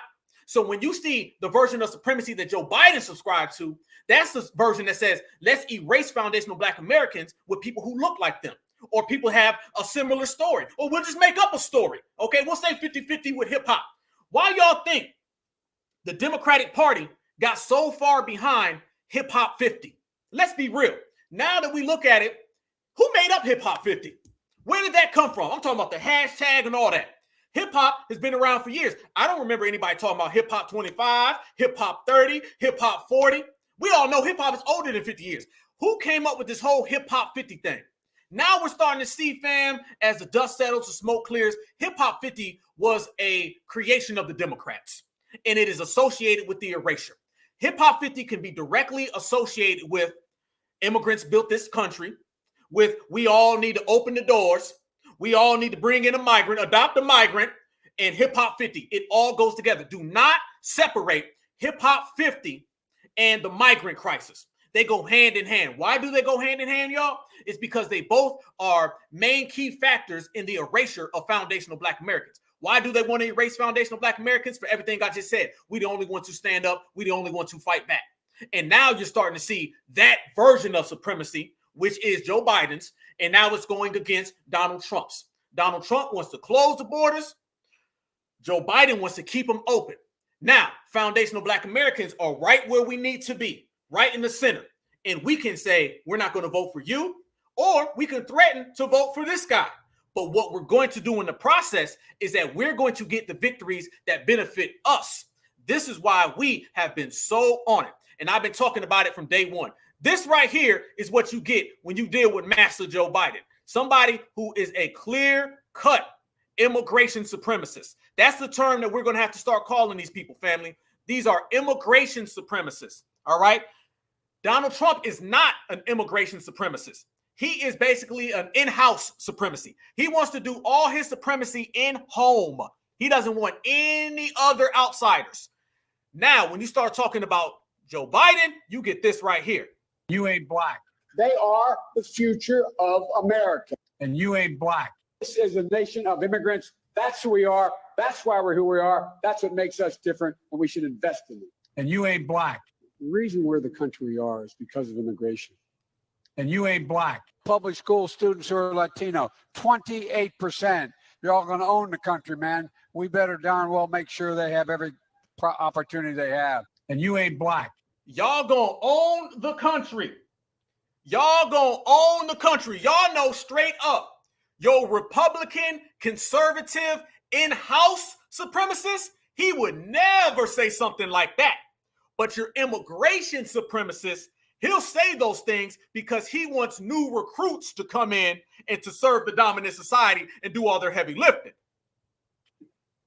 And you guys are going to have to start working more with Hispanics, who make up a larger portion of the population than y'all do. And you ain't Black. And alongside our partners, the Blue Pacific, we're increasing our climate assistance, including more than $20 million for new investments to prepare for climate and natural hazards. Second point I'd like to make is economic development. Strong growth begins with a strong infrastructure. So today I'm pleased to announce we're working with Congress to invest $40 billion in our Pacific Islands Infrastructure Initiative. We call it the PI anyway. It doesn't matter what we call it, but that's what it is. I was going to get back to acronyms, and I'm going to withstand not doing that, including investments in digital connectivity through the Partnership for Global Infrastructure Investment. We're also working along. That's the reparations money right there, y'all. There it goes. See, he's not in for reparations, but he'll give it to the immigrants. We got to quit calling things reparations just based on how we use the term. Reparations is also bailouts. Reparations is also all these funds, all these stimulus packets that go to all these other communities, particularly the migrants. Launch a new microfinance facility for small business. We really living in the shadows. I believe they're already American citizens. Teddy Roosevelt. Listen to that right there, family. Joe Biden years ago, he said it. He said he feels $600 million agreement. He feels that the migrants are already Americans. To support 11 million people living in the shadows. I believe they're already American citizens. Teddy Roosevelt said it better. He said, Americanism is not a question of birthplace or creed or a line of descent. It's a question of principles, idealism, and character. These people are just waiting for a chance to be able to contribute fully. And by that standard, 11 million undocumented aliens are already Americans, in my view. And you ain't born. Right there, family. He just straight up said he feels, this ain't a misquote, this ain't AI, this ain't no Russian bot. He straight up said that all of the migrants are already Americans. But when it comes to foundational Black Americans, they will never acknowledge our indigenous status in this country. So you see where they stand, and now they're going to see where we sit, and that's on the damn couch. Anybody who votes for that right there is somebody who is a tap dancer, a bootlicker, a COON, and foundational Black Americans are not going for it anymore. There is the dawn of a new day, and that new day is all based upon us not falling for that game. So you're dealing with, as we say, an immigration supremacist, where Joe Biden has made it clear, and he will stand on it, that these people are already Americans. He accepts them as Americans, and he said a long time ago he wants an influx of these people to come into this country nonstop. This is what they want. This is what they've been going for. And as they got elected, they used Breonna Taylor to bring in migrants. They used George Floyd to bring in migrants. They used Ahmaud Arbery, Rashard Brooks, the same Rashard Brooks, by the way, family, that we sat back and seen Fannie Willis, Fannie the Mammy, just throw his case away. They use all of these people so they can bring in their own migrants. That's what it was all about, family. Everyone knows it now, and foundational Black Americans have exposed it. It starts off with us knowing it, and then it ends with us exposing it, and that's exactly what we have done. So now when you start talking about the migrant crisis, and you start talking about the way it's coming in, I've been saying right here on the Black Alpha Network, the chickens done came home to roost. That's why I say we vote FBA no matter who. If it's FBA, then it's us. That's where our interests go. It only goes right where we are, all right? We're not going for either of these two parties. If someone does vote for Trump because they feel that they want to bring down the Biden administration, okay, but wearing the shirt, waving the flag, and openly being on that plantation, nah, you're an op. That's op time. And we ain't got time for ops, all right? We got to start identifying who is really out here on game and who is really out here faking. And these people are faking, and we've seen it all the way across the board, and we will continue to see it and call it out. So as we move on through this process, y'all, what we're seeing, all of these people who pretend to have the best interests of foundational Black Americans in mind, fam, they only have the best interests of migrants in mind. That is what it has always been. They are using migration against us, and they use us to bring in migrants. Everybody who voted for Joe Biden in 2020, you voted for your own erasure, and we're not going for that again. No. Every single Black American who cast a vote for the Democratic Party has casted their vote for their own erasure, and I'm going to tell you exactly why. And this is why we got to dismantle the Democrats, and we cannot allow Joe Biden to win. I'm going to tell you the reason, fam. If Joe Biden wins again, you're dealing with 4 more years of mass immigration. You're talking about 10 million people who have come in this country in 3 years. And like I always say, from some of the study and the research and some of the people that I've talked to down on the border, some of my sources, what we're hearing is whatever number that they tell us, you can amplify that quadruple. So it's not really 10 million. 10 million is what they're giving us on the books. Off the books, we're hearing it's more 15 to 20 million. And that's just the folks who came in the last 3 years. That's not to mention the people who are coming legally. So you have legal immigration, then you have illegal immigration. And you're talking about 4 more years of that. And then mind you, if you get 4 more years of Joe Biden and this immigrant crisis, which was planned, you get 4 more years of that, family, then guess what happens? Maybe the next person who runs in 2028 is an ultra liberal and therefore open borders. I don't know. Maybe somebody like Gavin Newsom, maybe somebody like Kamala Harris. Who's going to be the candidate in 2028 after Joe Biden would leave his second term? Who would it be? Who? What happens then, family? You're talking about the first 4 years from 2020 to 2024, 15 million. Then let's just say they do another 2024 to 2028. They'll do another 15 million. Now you're talking 30 million. 30 million? Fam, there's about 50 million. I know they undercount us. 50 million foundational Black Americans in this country. You're talking about 15 and 15. 30 million migrants. This is what we're facing within the next 4 years if the Democrats win again. There is an opportunity and a chance that you're talking about 15 million and another 15 million. And then what happens if Gavin Newsom goes? Then what happens if Kamala Harris goes? We know Joe Biden, if he were to win, he'd be finishing his second term and he's 3 billion years old. So what happens if there's another one? You're talking about 3 different elections with open border Democrats who, as I say, are immigration supremacists. Foundational Black Americans, no, don't let nobody run around here and shame you. Look at it this way. Shaming you with a bucket of chicken, shaming you about Donald Trump, or perhaps 2 elections and 30 million illegals, not to mention the ones who are legal. People who we know, based on the last 4 years, are coming over here with spite, jealousy, and envy towards us. This is why we have to see it. And how do you know that the migrants support Joe Biden? I'm going to tell you why we know. I'm going to tell you right now why we know migrants support Joe Biden, family. Because they said it. And we got the exclusive right here. Watch this, family. This are migrants right now, and they're telling you that they love them some Massa Joe. Watch this right here, y'all. This is Massa Joe and his migrant base. Yes, a migrant base. Anytime a politician has a migrant base, that politician is anti-FBA. That's exactly what you're dealing with when you deal with Massa Joe. The lady asked a question.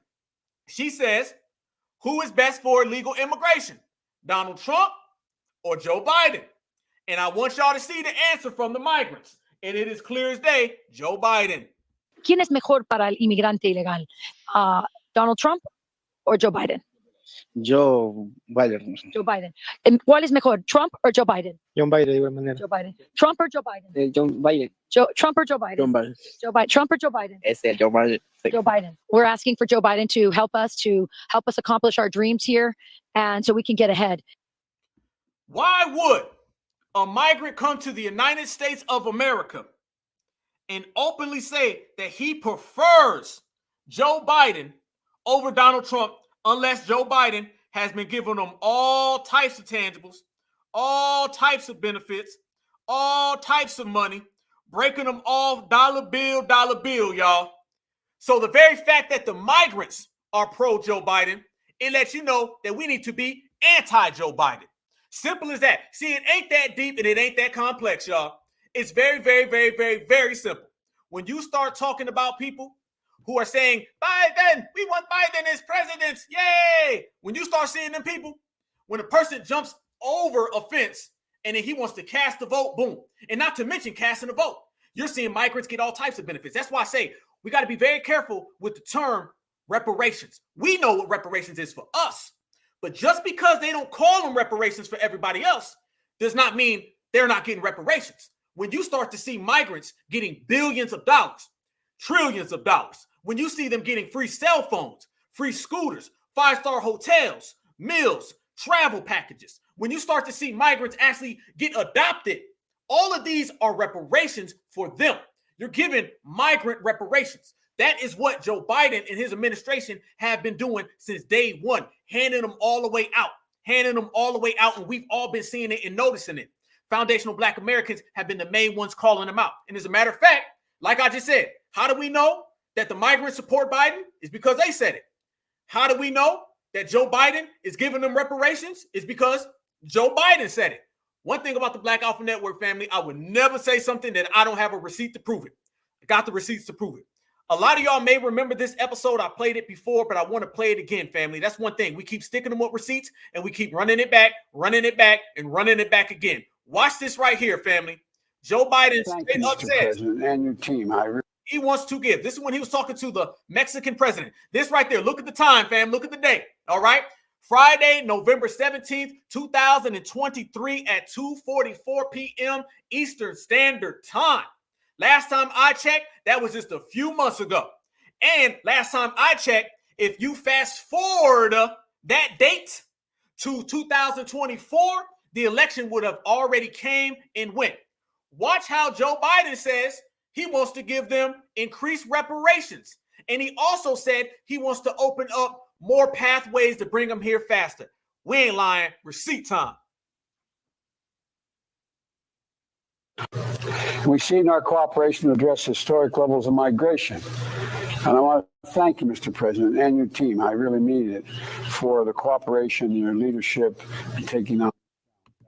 Easy. Together, we're taking a balanced approach that lies at the heart of the Los Angeles Declaration on Migration and Protection, and we and 19 other nations have signed on to that agreement.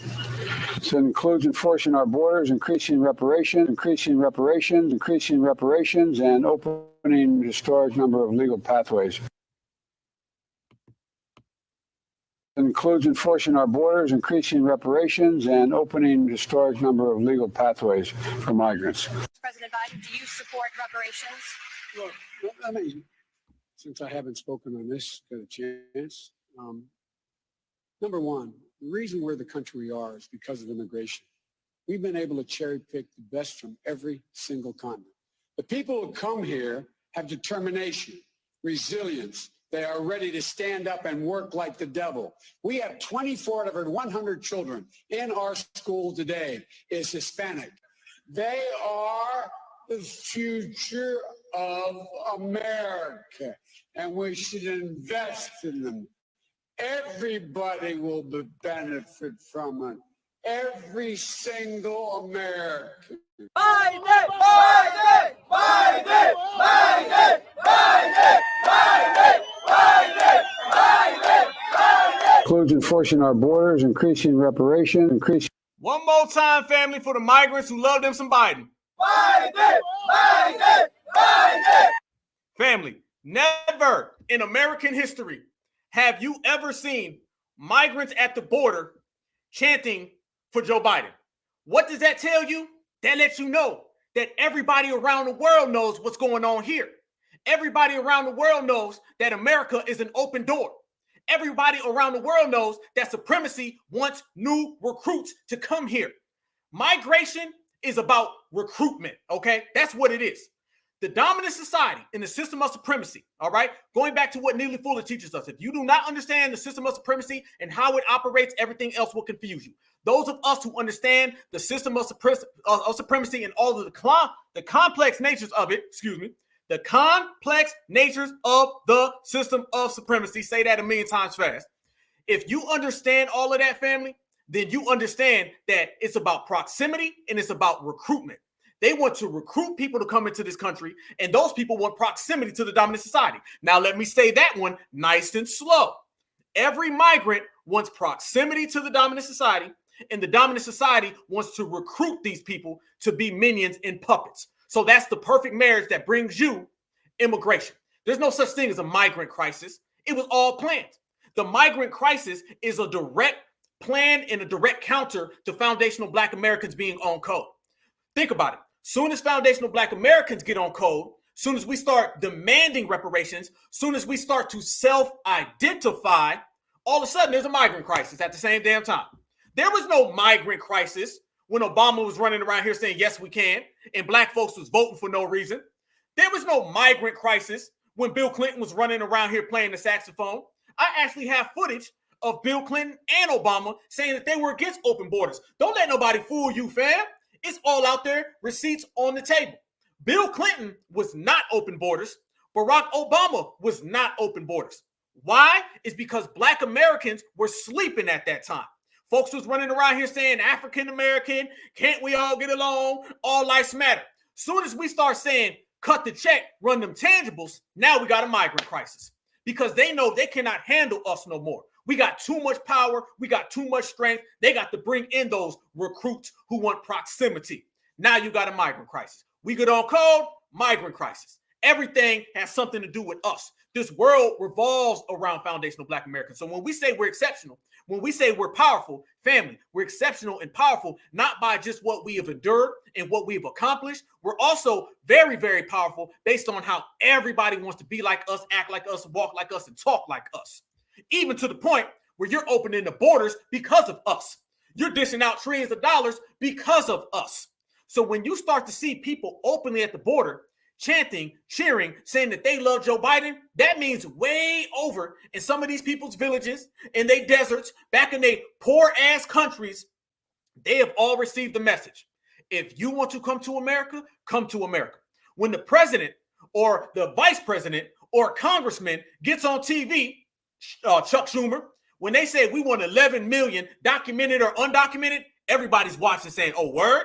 Oh, pack your bags. We leaving right now. We about to walk straight through this damn desert. That's what illegal immigration has always been about. It's always been about proximity to the dominant society. And it's also about them trying to bring that upon foundational Black Americans who just happen to be on code more than ever and who just happen to say that we are not voting for either party. We have so much power. We have so much power. And the thing is, fam, we tapping into it. Nobody else used to tap into the power. We are exceptional nature. A lineage like ours and what we've dealt with to have the power that we got, this is unheard of. You can't find us anywhere, fam. It's an ultra rarity. And we're going to continue to bring that smoke. That's the way we operate. So when they tell everybody we want mass immigration, I'm talking about from Africa. They're listening. They're saying, oh, America, we can come over there and replace FBA. Let's get on the plane. They say we want mass immigration. People in Venezuela saying, oh, yep, cool. We coming. They say Mexico, we coming. Every single country is trying to come over here because Biden has put out an ad and it said accepting puppets for supremacy. And you know they all want to be puppets. How do you know that all of these different people are coming over here to America from every single country? Is because they said it themselves. So not only did he say they got reparations for him, not only are they chanting for Biden, also, family, we've seen these people popping up from the craziest places. Who are these migrants? I asked that question to everybody. Who are these migrants? Have they been vetted? Have these migrants been screened? Or are they just showing up and being put into society? You know, the dominant society is trying to harm foundational Black Americans when they're letting strangers come in here. They want an eraser so damn bad, y'all, that they're willing to let people they haven't even screened come into the country.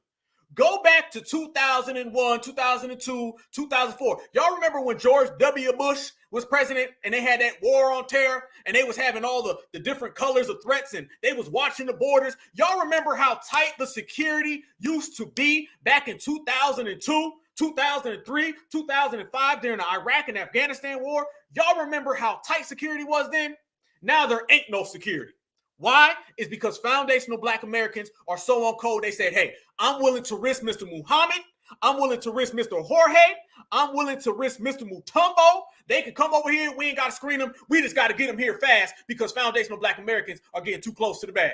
All right, let me say that one more time. I'm going to say this one even faster. They got to get them over here fast because we getting that close to the bag.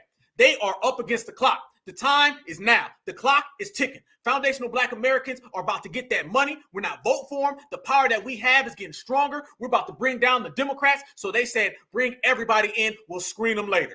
Watch this, family. Look at all of these people who are popping up at our border and look at where these people are from. Everybody thinks it's folks just coming from south of the border. No, no, no, no, no. Family, these people are coming in from every aspect. Tell me, did you hear your city in these places? Where you from? Senegal. Where you going? Washington. Where you from? Guinea. Where you going? Atlanta. Where you from? Senegal. Where you going? New York. Where you from? Senegal. Where you going? New York. Where you from? Guinea. Where you going? New York. Where you from? Guinea. Where you going? New York. New Jersey. Guinea. From New York. ¿A dónde? New York. ¿De dónde? Texas. You? California. You? Texas. You? Guinea. You? Ecuador. You? Ecuador. You? ¿A dónde? Minneapolis. ¿Y tú? Ecuador. Demorin. ¿Y tú? America. ¿A dónde? Espérate. ¿A cuál? Where you going? New Haven. You? Ecuador. ¿A dónde? Minneapolis. You? Guinea. ¿A dónde? New York. You? Guinea. New York. Where you going? New York. You? New York. You? New York. You? New York. You? You? You? California. You? Texas. You? Settle. You? You? California. You? Nepal. You? Where you going? Texas. You? Texas. You? Texas. You? Nueva York. You? New York. New York. New York. You? You. New York. You? Colorado. Colorado. You? California. California. You? California. You? California. California? California. California? New York. New York? Wait. Where you going? Atlanta. Atlanta? Yeah. You? Atlanta. Atlanta? You? New York. New York? Yeah. New York? Pennsylvania. Pennsylvania? Where you going? Where you going? Senegal. Senegal? Where you? Ecuador? Where you going? Mali. Where you going? Guinea. I want to go New York. Where you going? On the bus? Phoenix. Phoenix. Where you going? Guinea. Where you going? Guinea. You? Johnny. No. Go. New York. Thank you. You? Yeah. Where are you coming from? New York. Where you going? New York. New York? Boston. Boston? Man. If these folks don't stop playing, these people are coming from everywhere. You literally see the East Coast, the West Coast, and the South. It's funny that they're coming in from every one of our borders, but they're all coming into our communities. So that shows you what an erasure is, family. When it look like it, it act like it sound like it, that's exactly what it is. These people are coming in all across the border, from every single border. They're flying in, they're crawling in, they're hopping in, they're jumping in. And when they get here, they're coming exactly to where foundational Black Americans live. Why is that? And why do they put Black mayors in these cities where it's going down predominantly? It is all strategic and it's all been planned out, family. It's all been planned. So you see that this whole crisis per se ain't really a crisis. This was all man-made. But I've been saying right here on the Black Alpha Network, y'all smash that like button, subscribe to the channel. If you're not, we in here almost 700 deep. Appreciate the love. When you start talking about this situation, you got to start looking at it from the aspect of, well, the chicken's going to come home to roost. You bring in Mr. Jorge, you bring in Mr. Muhammad, you bring in everybody, Mr. Mutombo, there's about 13 Mr. Mutombos right there. But see, foundational Black Americans, we delineate, we separate, we regulate. We over here doing our own thing. We self-identify. We know who these people are. Trust and believe. Mr. Muhammad comes showing up, telling me, we are Black right now. We going to say, no. You're not like us, homie. Okay? Mr. Muhammad come over here. Mr. Jorge, they all come over here talking about we all the same. No, you're not. See, we got rid of the all lives matter, people of color, minority. See, it's supposed to work. This was the plan by Joe Biden.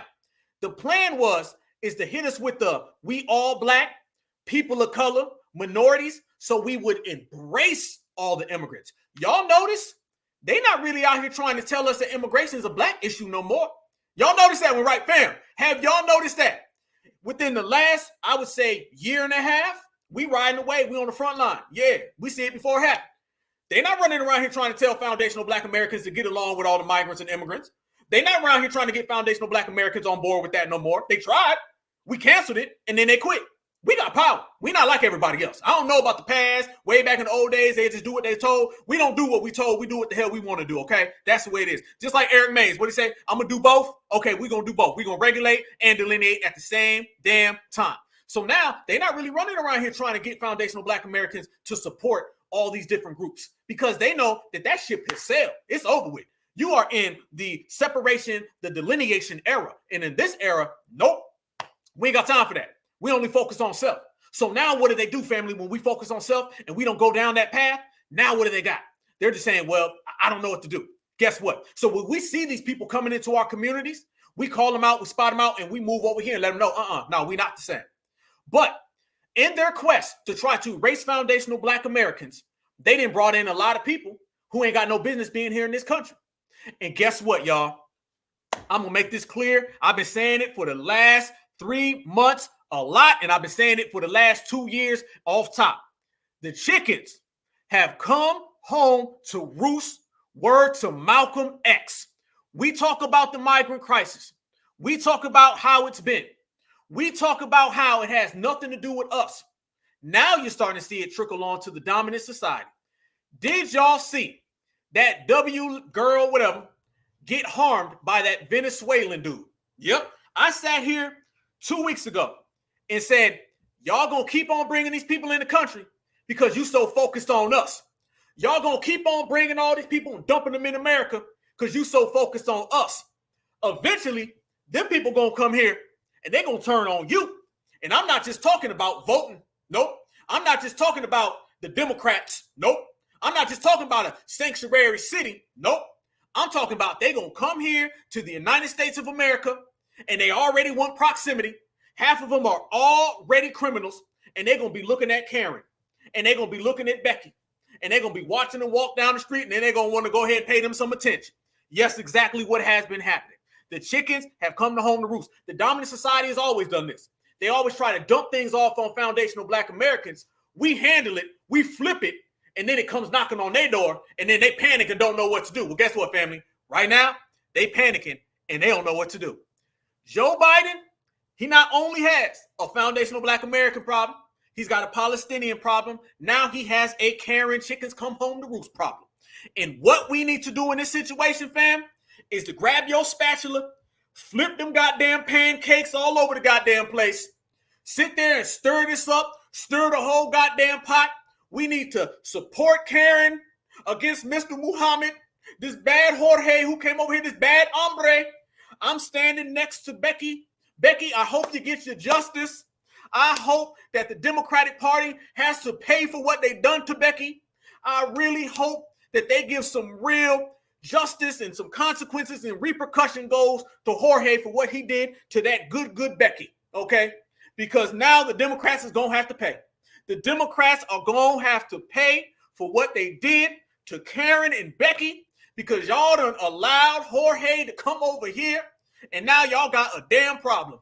So what we going to do, family? Yes, laughing big time. Sarcasm all the way across the board. Laid it on thick.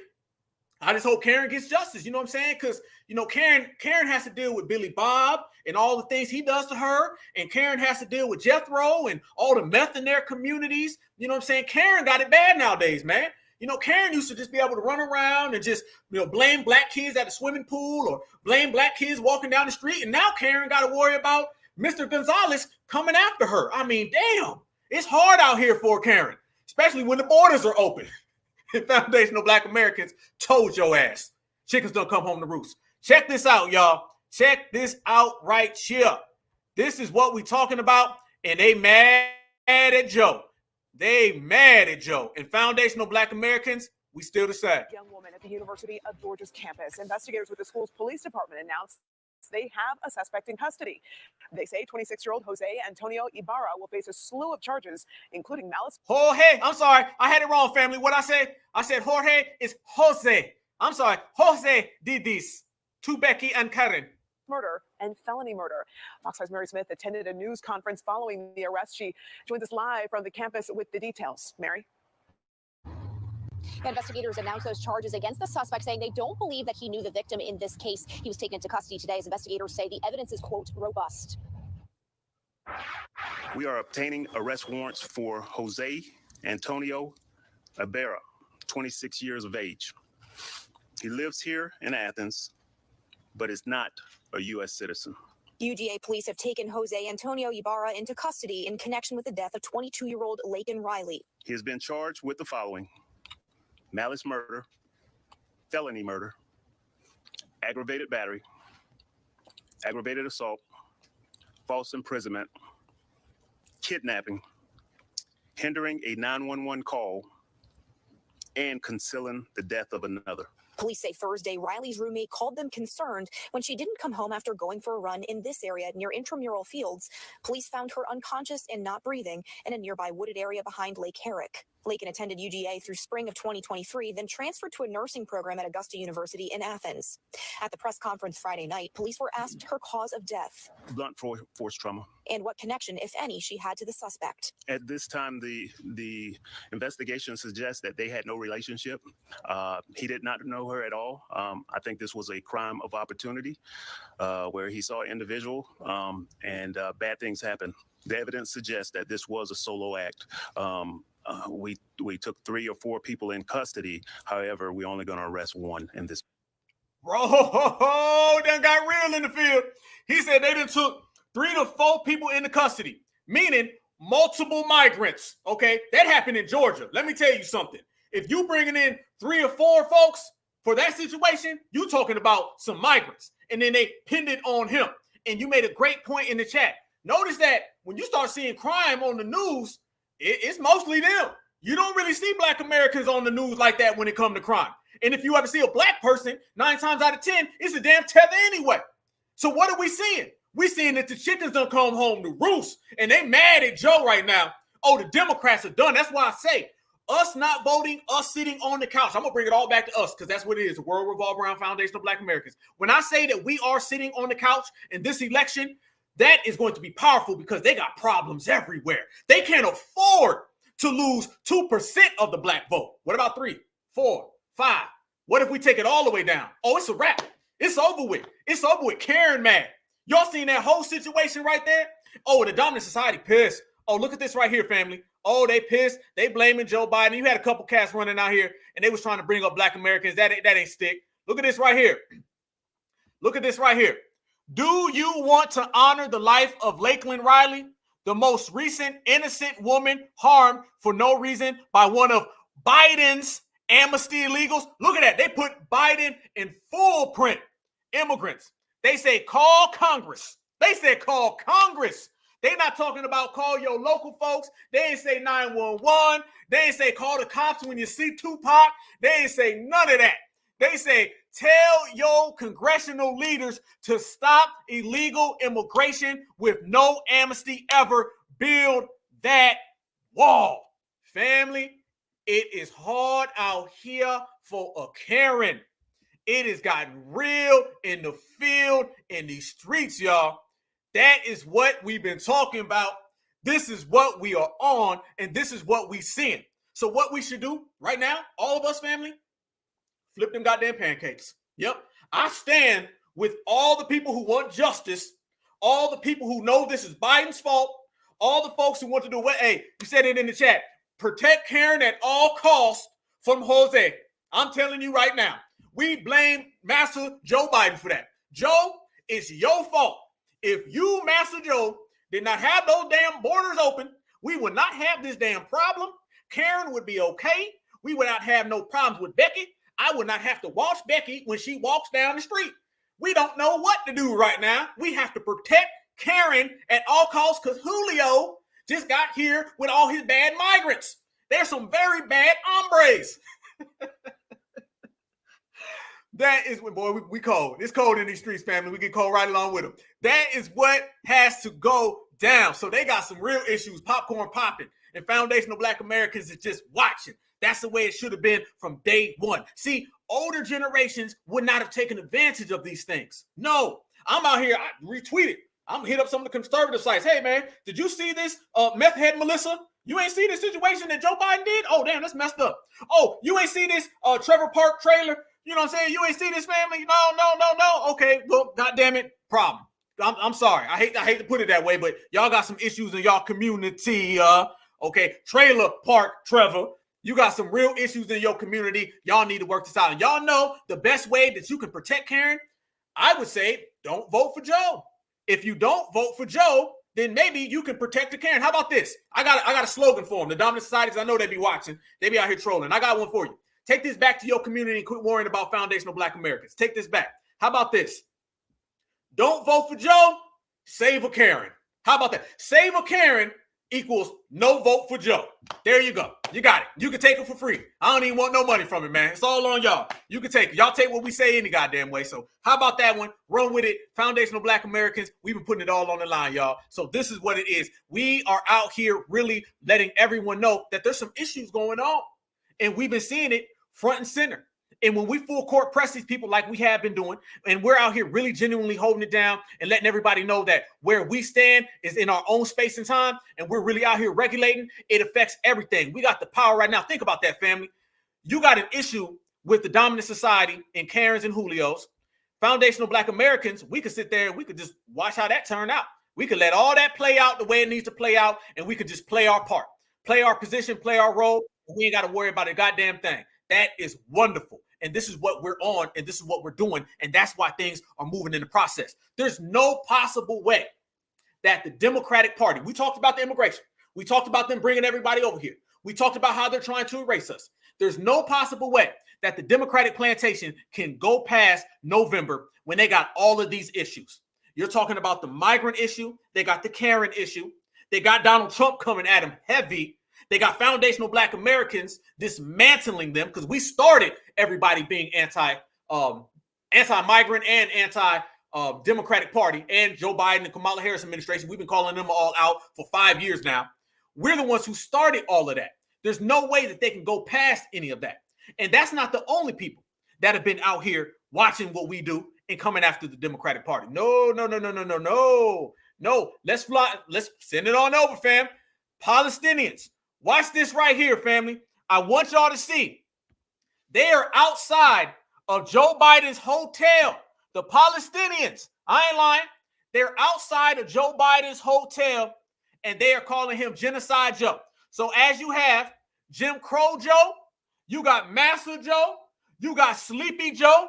Now the Palestinians are calling him Genocide Joe. And what happens now? That's a whole nother voter block that they are losing, and we are the ones influencing it. Watch this. Biden, can't you see? You are on the killing spree. Biden, can't you see? You are on the killing spree. Watch this lady right here. She starts talking about how they don't need to vote for Genocide Joe. Donald Trump is doing better than Biden in some of the most critical swing states. Michigan, I could have already told you that was going to happen because the Muslim and Arab population that votes there is really high, and they've already been saying that they're really unhappy with how Joe Biden has been dealing with Palestine and Gaza, and this is not surprising at all. We told you this was going to happen. But then you have other states like Pennsylvania, Nevada, Arizona. You need these critical swing states in order to win. So you're either going to listen to us, the people, or you're going to lose to Donald J. Trump. Good luck. Look at that right there, y'all. Look at that right there. You have Palestinians, and they're saying that they're going to hold their vote. It's funny how when foundational Black Americans say that we're going to vote for the couch, everybody has a problem with it, right? Everybody gets upset. They send out every single Democratic shield. How come they're not sending out any of these people? What needs to happen right now? Maybe some of these folks need to get a talking to because they're saying the same exact thing. And the question is who they get it from. Y'all know they got it from foundational Black Americans. But at this point, it don't even matter. It doesn't even matter. And I'm going to tell you why it don't matter, y'all. It does not matter that they stole all of the anti-democratic stuff from us because foundational Black Americans benefit from that any goddamn way. That's a good thing. They're out there saying that right now, and they're coming to get it. So in the primaries, you got a lot of them saying that they're not going to vote for Joe Biden. Check this out right here, y'all. Check this out right here. I need y'all to see this. I need y'all to feel this. In the primaries in Michigan, you're going to see that they are actually openly going against Joe Biden, and they're saying that they are not going to vote for Master Joe. Check this out right here, family. I'm going to pull it up. Let's get to work. Here we go, family. You're seeing a mass exodus of all of their community. Check this out. No reason to read all that. Check this out, y'all. Here we go. Michigan, here we go.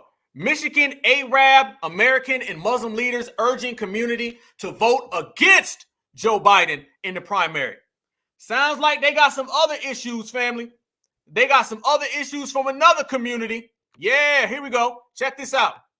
Leaders within the Arab, American, and Muslim communities in Michigan are pushing voters to not cast their vote for President Joe Biden in the upcoming presidential primary.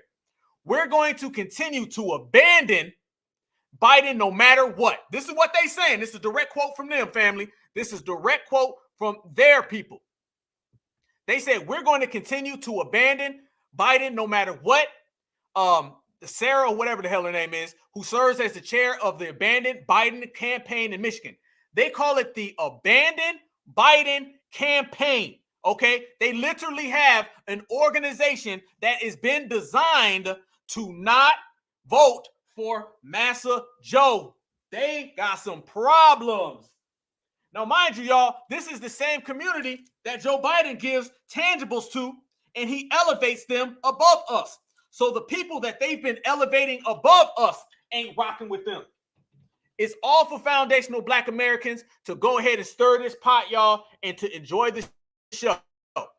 This is what we talking about. She said, for me, the only way I would vote for him is if he pulled a Jesus and resurrected all of the people over there in Palestine, the civilians. They say, we live through the Muslim ban. This is where it get real, family. They say, we live through a Muslim ban, but Palestinian children have not lived through Joe Biden. Woo, they own him. So we're okay with going through 4 years of hell once again. So long as the genocide stops, so long as the person that has committed to the genocide is ousted from office, and hopefully that will send a signal to the next administration. Family, first off, they're stealing every single talking point from foundational Black Americans, all right? Foundational Black Americans were the main ones saying, we done lived through Trump and all that, Trump's the boogeyman, all that, we gonna be back in slaves and chains.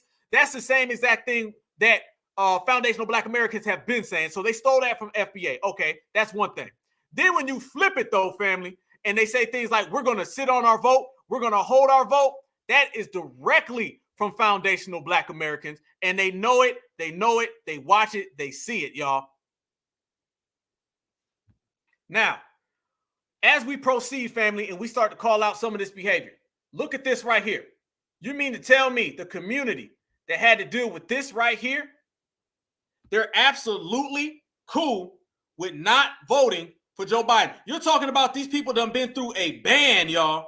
They have been through an actual ban, and they are completely fine with going back to Donald Trump. Man, I'm telling y'all, it is hard out here for the Biden administration. They don't know what to do out here in these streets. It is a wrap. It is done for. It is done all the way across the board, family. When people have literally dealt with all of that right there, and they are still willing to go back to Donald Trump. More than 31,000 people blocked from entering the U.S. from a Trump travel ban. And now they're saying, you know what? I still would deal with Donald Trump before I'll deal ever with Joe Biden. This is another good thing, because the more these people are anti-Joe Biden, the more it becomes very, very, very powerful for us to sit on our vote. See, it's one thing to sit on your vote, and only foundational Black Americans are the ones out here not voting. But when you talk about foundational Black Americans aren't voting, and then you start talking about all these other communities aren't voting, what does that leave you with, y'all? That leaves you with the Democrats have nowhere to turn. If they lose our vote, it's a wrap. If they lose our vote and then all these other communities' votes, oh, it's a bigger wrap. Now they really don't have nowhere to go. Now they really ain't got no step. This is why foundational Black Americans have the power. We have the power, family, not just because we are the most exceptional lineage, heritage, and culture on the face of this earth. That's only one of the reasons why we have the power. We also have the power to influence every single out here in public, and that is exactly what we are doing. They are done. They are done. They are done. They are done. So let's go down the list one more time. A Palestinian problem, check. Clearly a certified foundational Black American problem. That's the biggest one. Then you got this Karen problem. They got a migrant problem.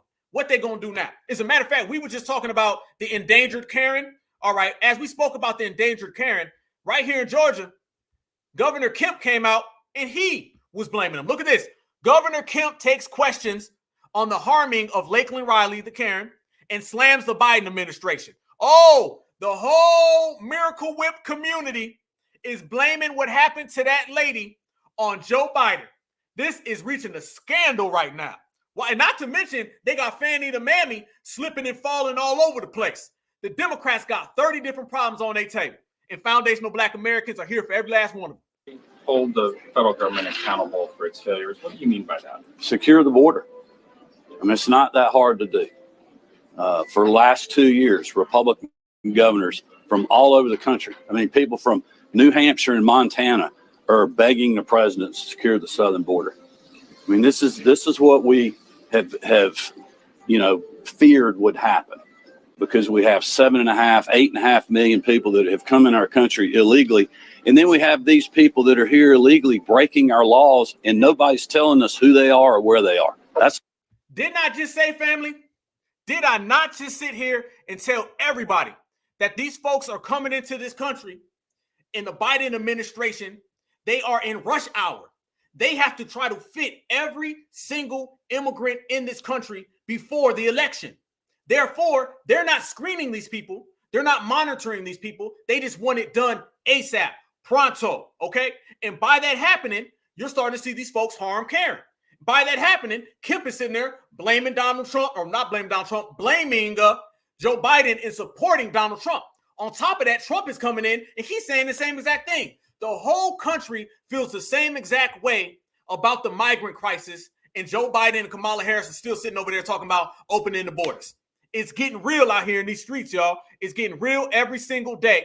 And now the chickens have come home to roost on their community. And while it's happening on their community, our community can just sit back and, again, enjoy the show. This is a great thing, family. The more this goes on, the more this happens, the more we can sit here and we can watch it play out in real time. That is exactly what we are doing. So Kemp is upset. Like I said before, look at some of these things that's been popping up when it comes to Master Joe.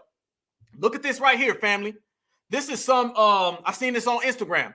This is some Arabic lady. She says, Biden has been counting on Muslims to vote for him out of fear for a second Trump term. I wonder where they got that from, fam. I wonder where they got that from. The fact that Black Americans have been saying that they use Donald Trump against us, these people been watching Black Americans say that, because let's make it clear, y'all. They would not be saying that at all if Black Americans weren't saying it, because they were not saying that in 2020. They weren't saying it in 2016. They are using foundational Black American talking points right there, fam. That's what they're doing. She said Biden has been counting on Muslims to vote for him out of fear of a second Trump term. But here's the thing. We are ready to endure 4 years of Trump to send the strongest possible signal that the candidate that supports the slaughter of our people will never get our vote. That's coming from them again. That's not what foundational Black Americans. No, we didn't make none of that up. This ain't AI. Nope, family. That is coming directly from everybody else. So they got a whole gang of problems all on their plate, and it's best that we sit back, watch that, enjoy the show, and watch it all in real time. There's no possible way that they can ever recover from this. All we got to do right now, family, I'm going to keep it 100. All we got to do as Black Americans is simply not vote. That's it. I know people going to run around here and they're going to get mad and they're going to say foundational Black Americans, we need to do this and do that and all these other things. And that's real cute. That's real fun. But family, I'm telling you, if we sit on our vote in this election, there is literally nothing that they can possibly do about it. There's nothing. They do not have a voter block that will provide any substantial gaps between what we take away from them. We could take away everything. This is why you do not play with your number one voter block. This is why you do not take us for granted. It is time that we let the whole world know that taking foundational Black Americans for granted, you are going to have to deal with some consequences and some repercussions. And that is exactly what we are doing to the whole Democratic establishment. And we're doing it right there in real time. And we know that at the end of the day, y'all, come November, when they look at them poll numbers, and we're going to do like Dr. Claude said. Dr. Claude said it best. They're not going to know how we voted until after the election. Oh, yeah, it's going to be after the election. Then they're going to know. They're going to say, damn, foundational Black Americans, they didn't even vote for us. Oh, no. No, we didn't do a damn thing. And they're going to find out, like I said, after the election. But here's the problem. After the election, it's going to be too late. And that's the best part about it. We got them in a position where whatever they do is going to be too damn late. So think about this, y'all. You're talking about the Democrats are losing votes from groups that they give everything to. They bring these people in and they elevate them above us, and they still losing the damn vote. They're losing the vote from all the people right there, yet they give them people benefits. And them people benefit off of us. You're talking about the migrants are coming over here and they're voting for Donald Trump. What they got in the meantime? What they got? And you know how I talk about the math and I talk about how we could just decrease the vote? And we say if we decrease the vote 2-3%, it's a wrap. Oh, no. The dominant society knows this. And they're saying the same exact thing. Look at this right here, family. This is absolute proof what I'm talking about. When I say that we are clearly breaking down their voter block and our lack of participation in voting for them is going to be terrible for them. Watch this right here. This is a W liberal, and he's telling how the poll numbers show that Black people sitting out this election and voting for the couch will cripple the Democrats. Watch this. That just came out could literally be the most terrifying poll for Democrats. Black voters are making an extreme shift to the right. And if this ends up being the final numbers by election day, I don't know if it would be mathematically possible for Biden to win.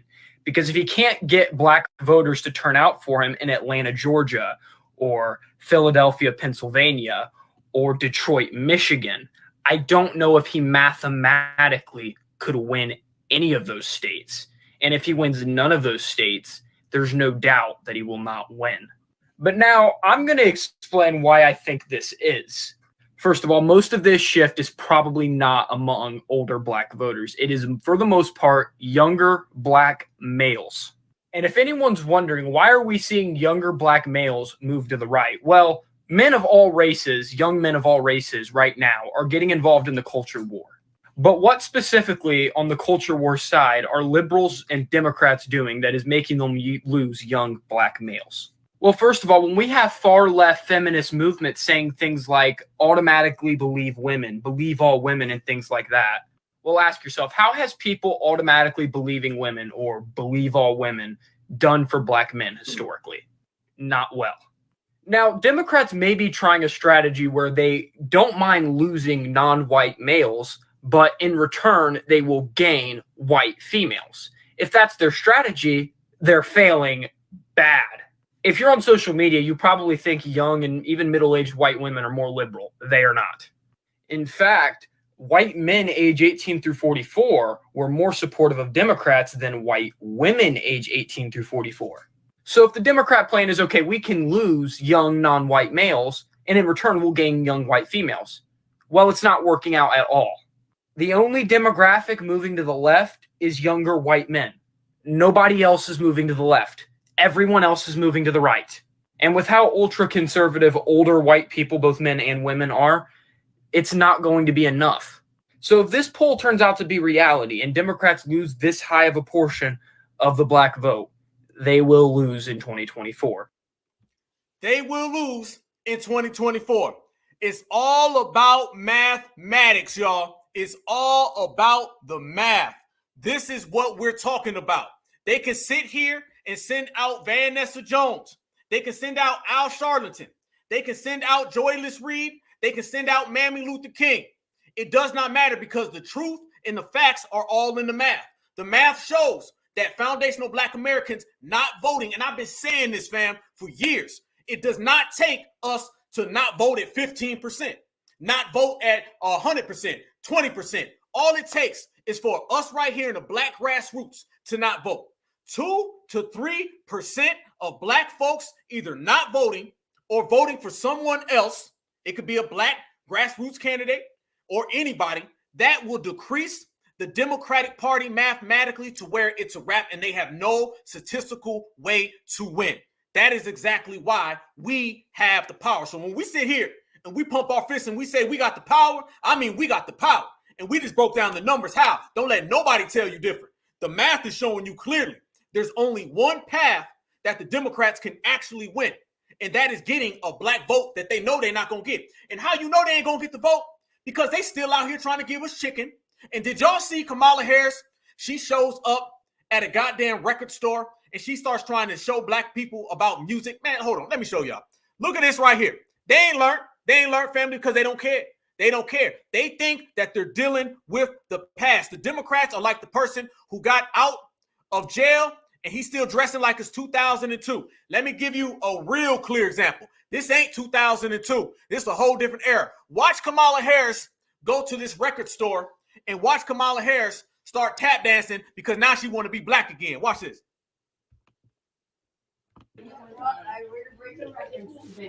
Oh, wow!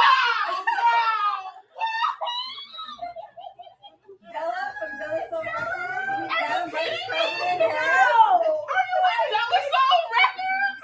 I'm so happy to see you. Look at what, oh my. Nobody told me you were in town. I snuck in. You know the Congresswoman? Thank you so much. We are so proud of you. We are so proud of you. So this is why there's hundreds of people in the store. Oh, thank you for coming so much. You're welcome. You're welcome. Congratulations. Look at the tap dancing, fam. Look at that. Look at that right there. Look at that old, outdated. Oh my God, Kamala. Look at this. I wear to break the records today. Oh, wow! Della from Della Soul Records. Madam Vice President Harris. Are you at Della Soul Records? I'm so happy to see you. Look at what, oh my. Nobody told me you were in town. I snuck in. You know the Congresswoman? Thank you so much. We are so proud of you. We are so proud of you. So this is why there's hundreds of people in the store. She know damn well what was going on. Man, please. She know damn well what was happening. And you see that they out there trying to mammy it up. You already know it's mammy season. But I'm telling you, that stuff, you're going to see stuff like that, family. But I'm telling you, that is not moving the Democratic votes 1 inch. They can play that all they want to. That is not making no gains at all. There used to be a time where black folks would see stuff like that, get all upset and be like, man, we never going to do nothing again. They still going to vote. I'm telling you, those people are few and far between. They're not out there like that. But look at this, though. I want y'all to notice something that I picked up on. Y'all notice this right here? Look at this. Y'all see that right there? Look at that. Look at that right there, y'all. Boom. This is another angle. Let's check out the other angle.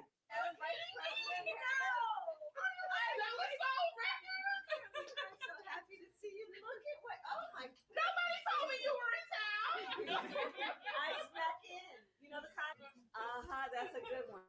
We love that one. Oh, the new usher. Wasn't he so good? So good. Favorites, TLC, I love him. I grew up. I grew up with that usher. Very white. My dad turned me. This is the same thing that happened in Savannah.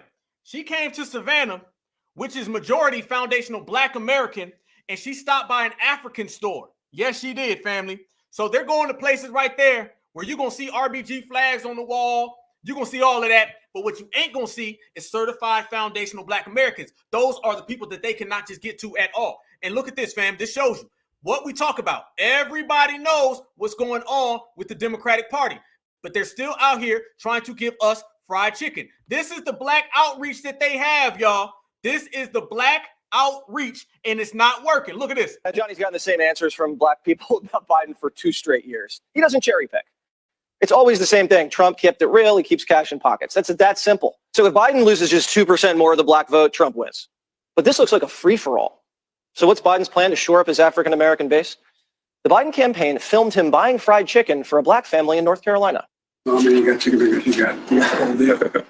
I want the root of making sure I had it. So tell me about you guys. What you doing these days? I'm playing AAU basketball right now. Are you really? Are you guard?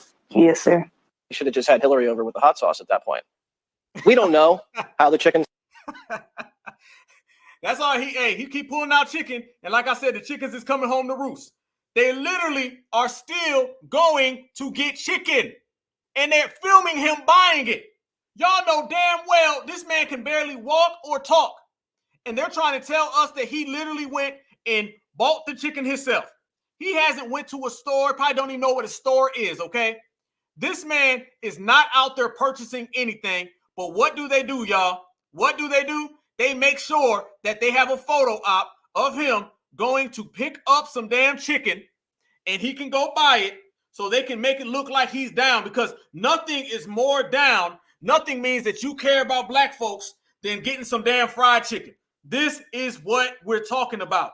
That voter reach for black Americans that the Democratic Party is on is gone. Those days are done, fam. We are not falling for any of that type of nonsense. They better try something else. Even the Republicans are seeing it. So what's Biden's plan to shore up his African-American base? The Biden campaign filmed him buying fried chicken for a black family in North Carolina. Oh man, you got chicken fingers, you got. Yeah. I went the route of making sure I had. So tell me about you guys. What you doing these days? I'm playing AAU basketball right now. Are you really? Are you guard? Yes, sir. You should have just had Hillary over with the hot sauce at that point. We don't know how the chicken summit's going to shake out, but at least Biden's listening to regular black Americans instead of the race jockeys on MSNBC. Right there, family. That man called it the chicken summit. Yes, the chicken summit is going. So literally, when we say that they're pulling out fried chicken, when they're literally trying to buy our vote with food, it's the same thing. It's fish fry. It's collard greens. It's hot sauce. They are still using the same tactics. It's still Russia. It's still China. It's still bots. The Democrats don't have anything. We're seeing between all the lines. That's why we can sit here and confidently tell everybody how it's all going to play out. We're very confident on how it's going to play out because all they need to do, and that guy even said it, if they lose 2 to 3% more of the black vote, it's a wrap for them. And yet they're still giving us food over and over and over. Man, it's done. It's done. I didn't even show y'all this neither.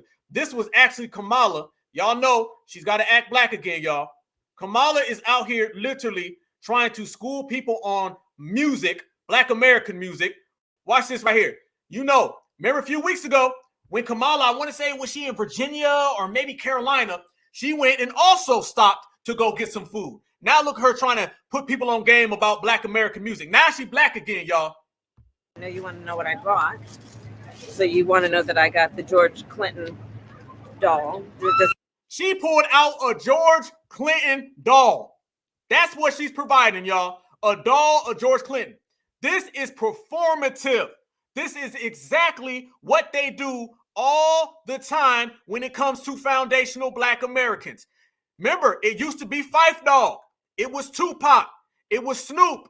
Now she's talking about she's got a damn doll, and the doll is of George Clinton. They will pull anything out, fam, if it means that they can get some votes from FBA. This is the lowest of the low, and it is not working anymore because we have dismissed it. That is not going to go. These type of things used to work a few years ago. These things aren't working now because foundational black Americans do not accept these style of politics. This style of politics is so outdated, but yet they really, really believe that we're going to fall for it, and that is not the case whatsoever. Does everybody know who George Clinton is? Do you know P-Funk? No. Okay, well, there is lessons to be taught, like Bootsy Collins. Anybody know who Bootsy Collins is? Okay, so there's some education that needs to be done. I can see that.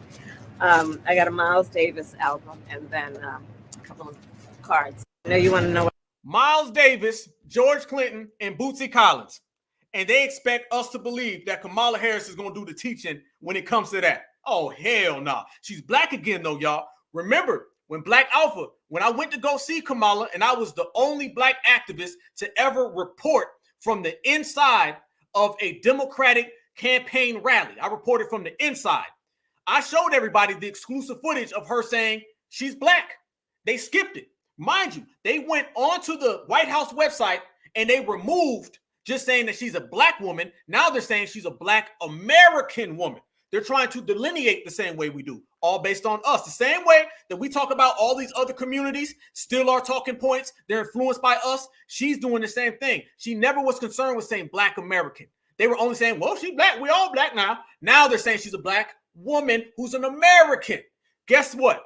This footage right here is what we were talking about, fam. This is when I went to go see Kamala Harris, and I pulled out this footage. It was exclusive footage, and everybody's seen it. This was her saying all of a sudden that she's a Black person now. Wasn't Black for the last 4 years, but Black now. Of the power of their vote and the power they have when they show up to vote. And it is because of that work that Joe Biden is president of the United States, and I am the first woman and first Black woman to be vice president of the United States.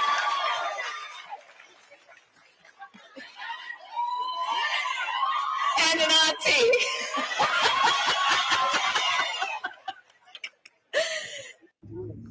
For years, of the power of their vote. For years. Yes, family, I was disgusted. Very, very, very disgusted because I knew what they was doing and I wasn't going for it. So that's the whole side. That's the fried chicken side of everything, family. So we all know after that happened a few weeks later, right there again in South Carolina, because South Carolina has been a hub for a lot of this stuff, family. This is what we're talking about. Yeah, in fact, first off, she ain't Black. Second off, she damn sure ain't Black American. If you ain't Black, can't be a Black American, none of that. But this is what she's trying to run with. She's trying to give music now. So now she's Black again. Now she's Black American. Now she's trying to entertain us about P-Funk, about Bootsy Collins, about Miles Davis. This is what we deal with. But guess what, fam? A few weeks later now, back in South Carolina. So in South Carolina, you had the King Day event with the NAACP. Then you had Kamala come back 2 weeks later, where Black Alpha was there, and I reported her saying she was back again. And now Donald Trump done showed up. Now Donald Trump shows up to Carolina, and he's going to get the Black vote. That's what he's there for. They're all there for the Black vote. So now let's break down the Miracle Whip side to mayonnaise. You got the mayonnaise side doing whatever they do. Now you have the Miracle Whip side. And you got a lot of people out here who saying, we're not going to vote for Master Joe, Jim Crow Joe. So instead, what we're going to do is that we're going to go vote for Donald Trump. Okay. But remember this. We're not in the plantation jumping. It's all about being a foundational Black American. It ain't about red. It ain't about blue. It's about Black. Certified BLACK. That is what we're on. But you got to be careful because a lot of these folks who are running around right now and they're trying to claim that they're really just voting for Donald Trump because they don't like Joe Biden. A lot of these folks are undercover Republicans. So let's break it down. Let's chop it up, fam. Let's go there. There's going to be a lot of people who are going to show up and they're going to all say how they don't like Joe Biden. They want to close the borders and we need to vote for Donald Trump. Guarantee you, half of these folks who are saying that they're going to vote for Donald Trump, you give them the first day after Donald Trump wins, next thing you know, they're going to have MAGA hats on, MAGA t-shirts, and they're going to be talking about why we need to pick up our pants. We got to be careful. If you are someone who feels that you want to vote for Donald Trump because you genuinely want to stop the Biden administration and the open borders policies, you don't need to be running around here waving no damn NIGGA for Trump. No. So what we're doing, we're drawing a line in the sand and we're identifying the ops. We said it in the beginning of this episode. You're going to see a whole lot of people come around using language. It's going to get very complex and tricky. So we have to identify those people who are really about foundational Black Americans and those who are only trying to use foundational Black Americans so they can run to one of these plantations. And it gets real tricky, family. These folks, you got to keep an eye on them. All these folks talking about we going to go reds. We going to be red and red. Why would, okay, fam, if you were somebody saying go red, do you know that you're going to end up with Tim Scott? You want Tim Scott, y'all? Mr. Buck in his eyes? You want Ben Carson? Those are the Black people who go red. You want the Ramaswamy dude or whatever the hell his name is? You want Chris Christie? You want Nikki Haley? All of these people? There's no better side, okay? There's not we're going to run from the blue to the red. We're going to run from the red to the blue. The only reason you should ever entertain the red is so you can put political pressure on the blue. Leverage. We out here playing chess, not checkers. This is what Dr. Claude Anderson was talking about. We don't run from one plantation to the other. So if we're out here openly saying that we're going to vote blue no matter who, or we're going to flare to the red, the next thing you know, you are still living on a supremacist plantation, and it is not about the plantation. It is about our own autonomy and us being independent. It ain't that hard. Are you foundational Black American? Are you voting FBA interests? Are you certified Black? Are you voting certified interests? Anything other than that is op language and people who are genuinely just trying to get us to go to the red plantation. Trust me, they be out here waving that damn MAGA thing. A lot of folks, they see out here right now, y'all, that foundational Black Americans are being independent. So you got a whole lot of Republicans who see it. Trust me, the Republicans know that for the first time ever, the Black grassroots in Black America, we are leaving the Democrats. So they're saying, come on over here.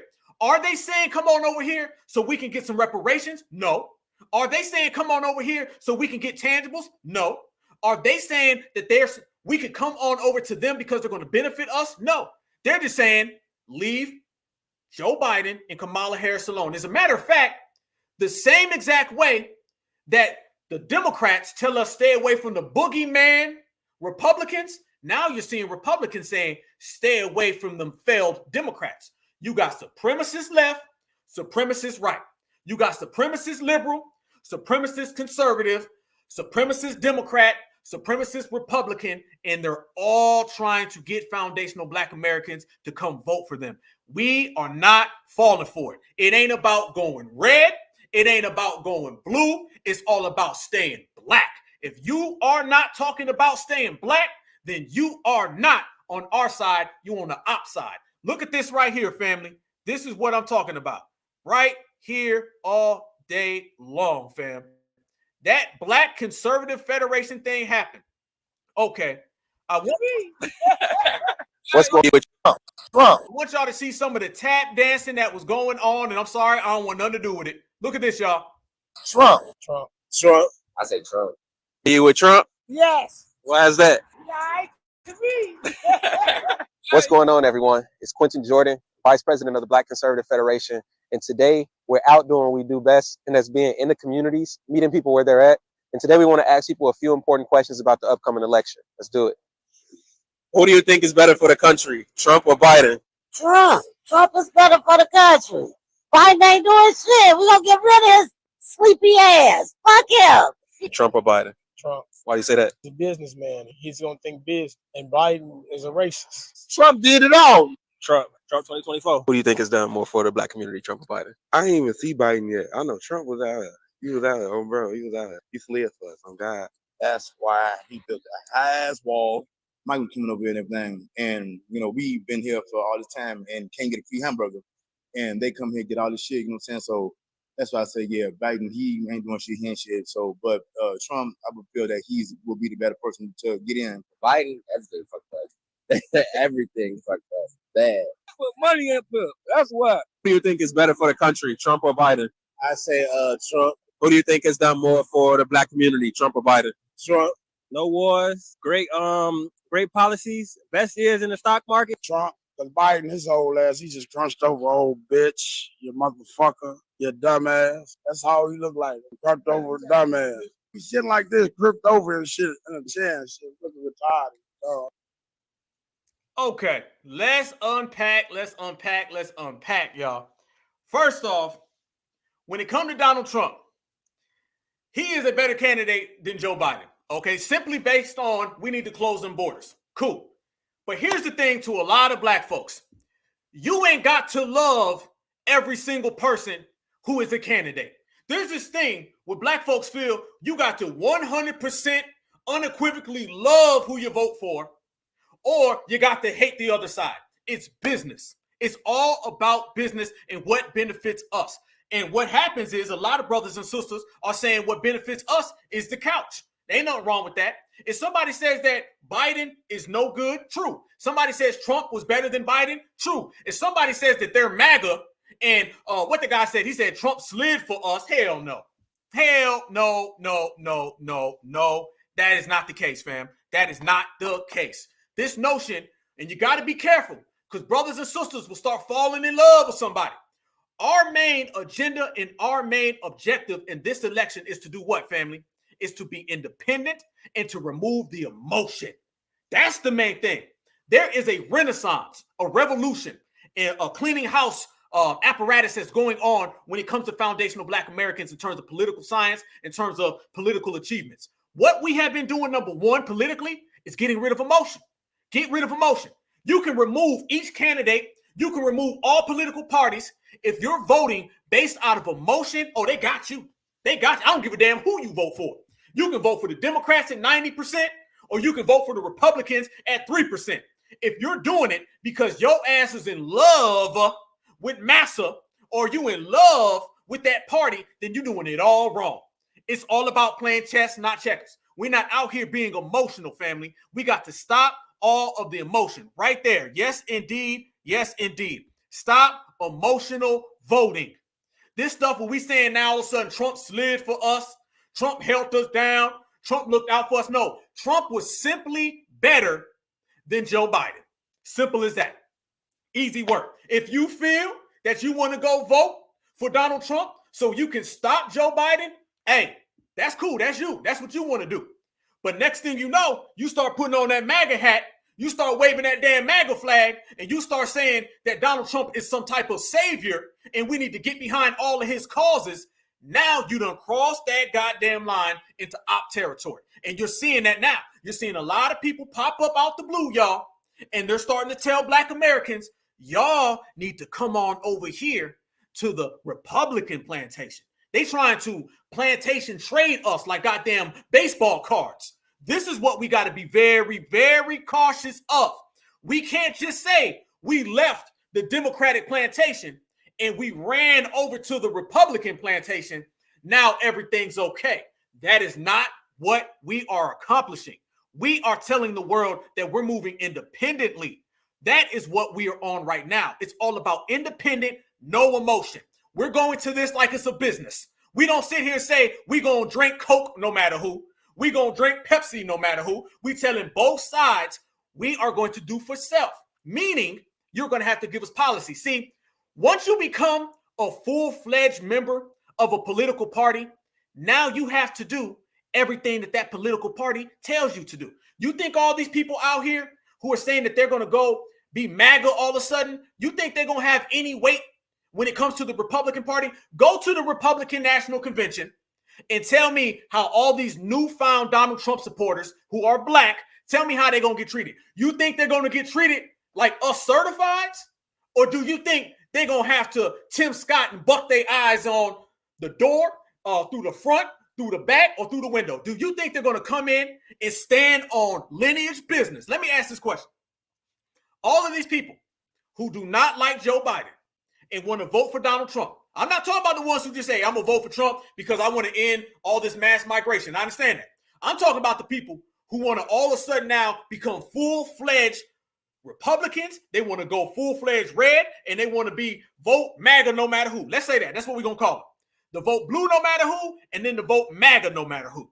Do you think them folks are going to go to any Republican convention or gathering and stand on lineage business for FBA?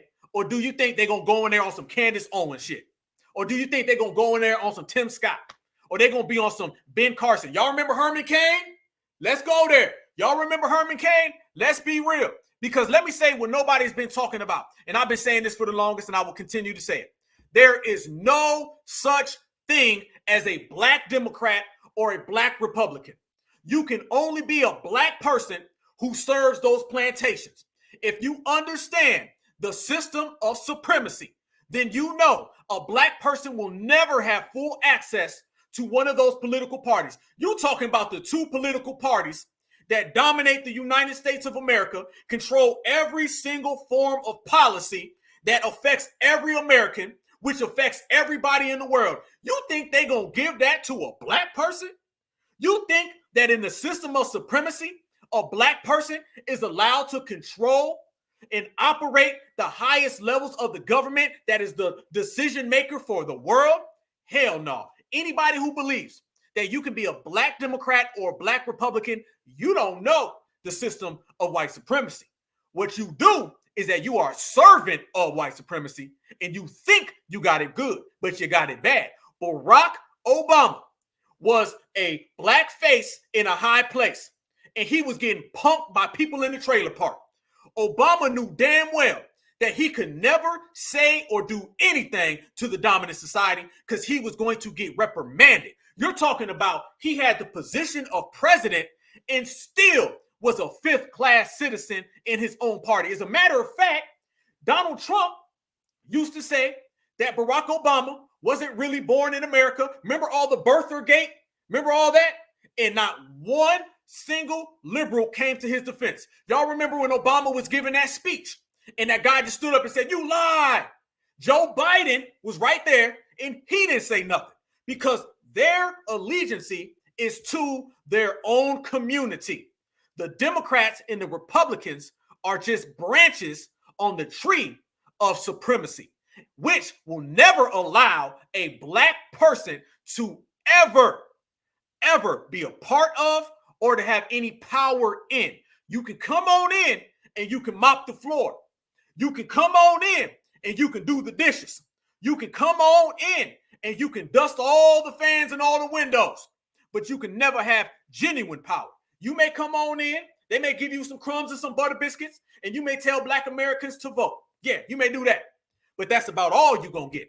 So anybody who votes for the Democrats or the Republicans and thinks that they are actually a Democrat or Republican, you just a COON living on the plantation who thinks that he's living in a high rise. No, up high, down low, left to right, you are still serving the dominant society. So we're not falling for any of this hoopla of all these folks who are running around here thinking that they have a place. G-check, checkmate. You're going to get that all the time right here on the Black Alpha Network, y'all. Y'all smash that like button. Oh, when it comes to this channel, we're going to break down real election.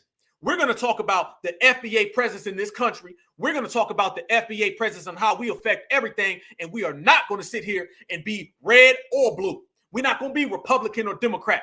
It has taken us 60 years to get off of the Democratic plantation. I'd be damned if we're going to see folks run to the Republican plantation because you hear some things that you like.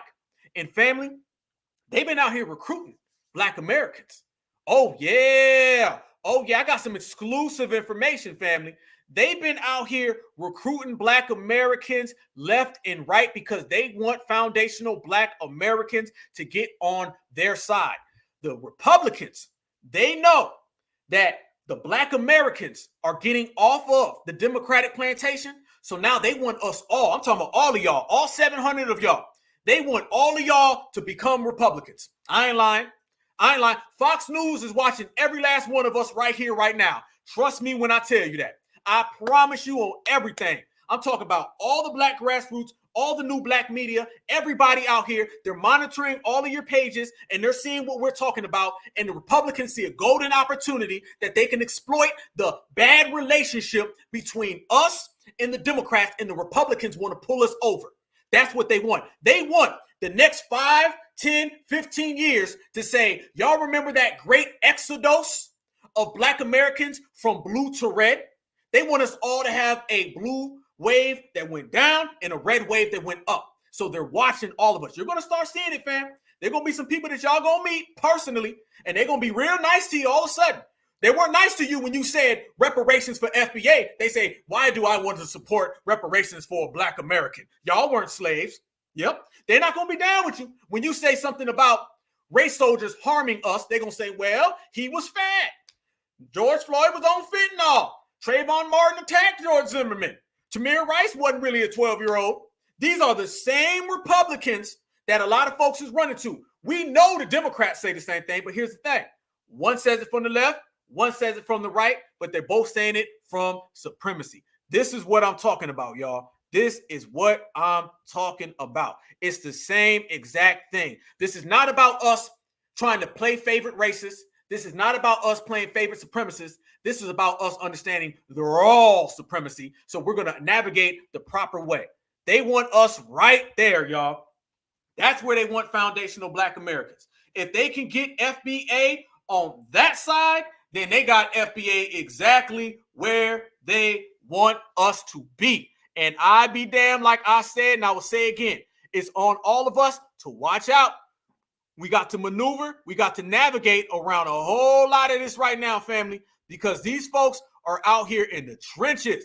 These folks are out here trying to get foundational Black Americans for the setup. I ain't lying. I ain't lying. I ain't lying. I got some receipts for y'all, though. Y'all ready? Hey, y'all know Black Alpha Network. We in the building, in the place, man. Yes, we are. We got 700 people in here. Yes, indeed. Smash that like button. We cooking, we building, we working, we shining, we grinding. Y'all know I got some receipts, right? Y'all know, right? Y'all know Black Alpha. I ain't never going to say something I ain't got receipts for. Did I not just say that they're monitoring us? Did I not just say that they're trying to get Black Americans to all of a sudden become Republicans? Yeah, I said it. Okay, well, check this out then, fam. Let me show y'all somebody who has reached out to me. Yes, I'm going to show you somebody who has reached out to Black Alpha Network, and y'all gonna be like, hell to the nah, this got to be fake. It's real, y'all. When I say that we know that these people are out here, this is what we're talking about. You right there, bro. You all the way right. You talking about people who are closed racists versus people who are open racists.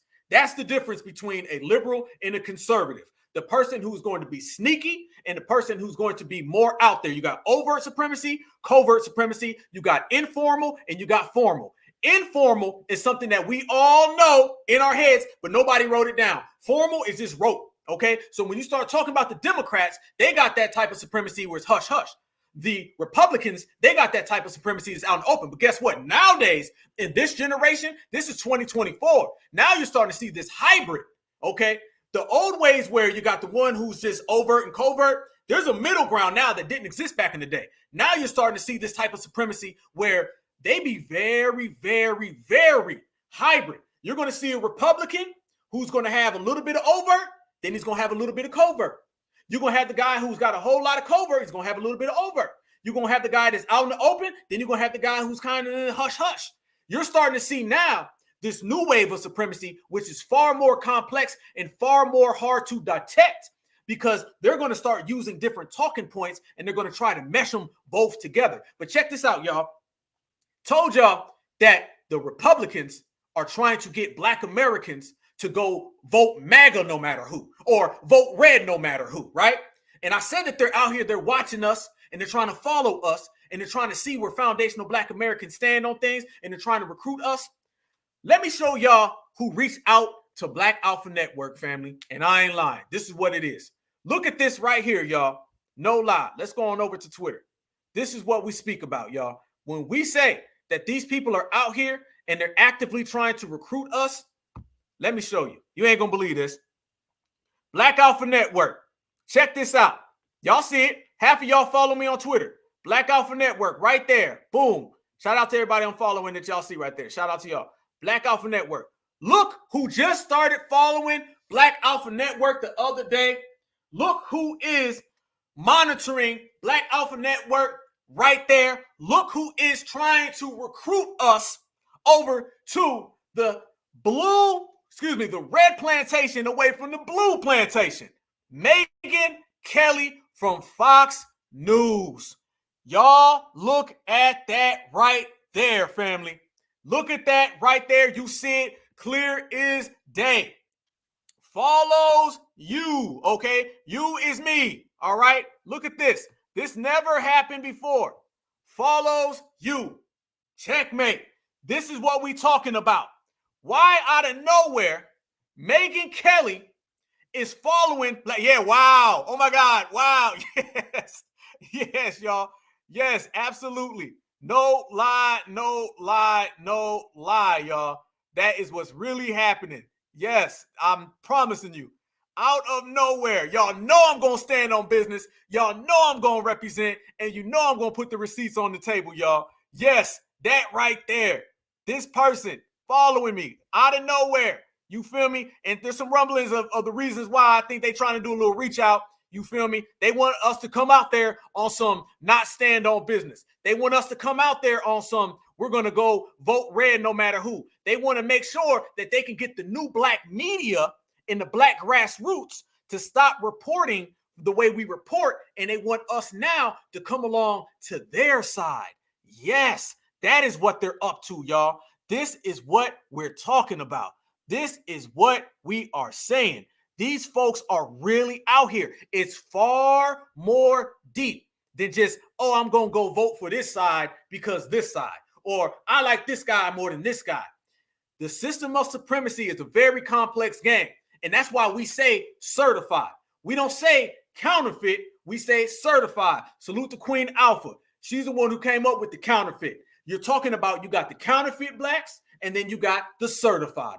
We know as certifieds the way the game is played, so we can navigate through that. We know what all this is. We know this is a hustle, this is a scam, and they are out here actively trying to recruit us. Karens are trying to get us on their page, on board, and foundational Black Americans see through it. Soon as I seen this, I said, wait until Tuesday. I'm talking about the whole family. The same way that I went to that Kamala Harris thing and reported, brought back all the intel to the family.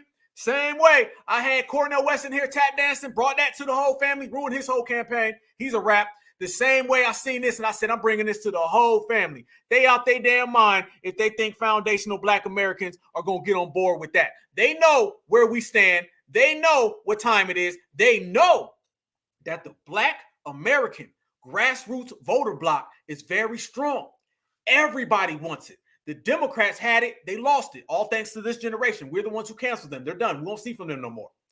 The Republicans now, they want to come in and they want to be a part. They say, how can we get a taste of that? They say, how can we get down with that? So out of nowhere, Megyn Kelly shows up. Come on, man. Yes, you're right. Yes, she was assigned to the Black Alpha Network. You damn right. That's exactly what it is. Yep. They got their own little people. They got their little pecking order too. They got their little arrangements too. This is what they're doing. They out here trying to find him. Somebody said, listen, one of the higher up supremacists, we're talking about Fox News. Fox News, the most open, overt, anti-Black station on the planet. They don't like no damn body. They called in and they said, hey, you need to go ahead and you need to go find this Black Alpha Network. That's what you do. There's a guy out there, Black Alpha Network. He's getting pretty big. He's blowing up. He's the biggest young Black activist in the game right now. He's probably going to speak at the Reparations rally in D.C. This dude is blowing up. He covered massacres. He spoke at reparations hearings. He's put together a task force. He's provided security. He's done a lot of things. Y'all go get with this guy. He got the NAACP against the ropes. Y'all go get with him. And this is what we're talking about. When you are coming up in the game, they want us all to fold, fam. I'm telling you, they want all of us. They want all of us right now. I'm the biggest new, young, fresh Black activist in the game. My record speaks for itself and the things that I've done.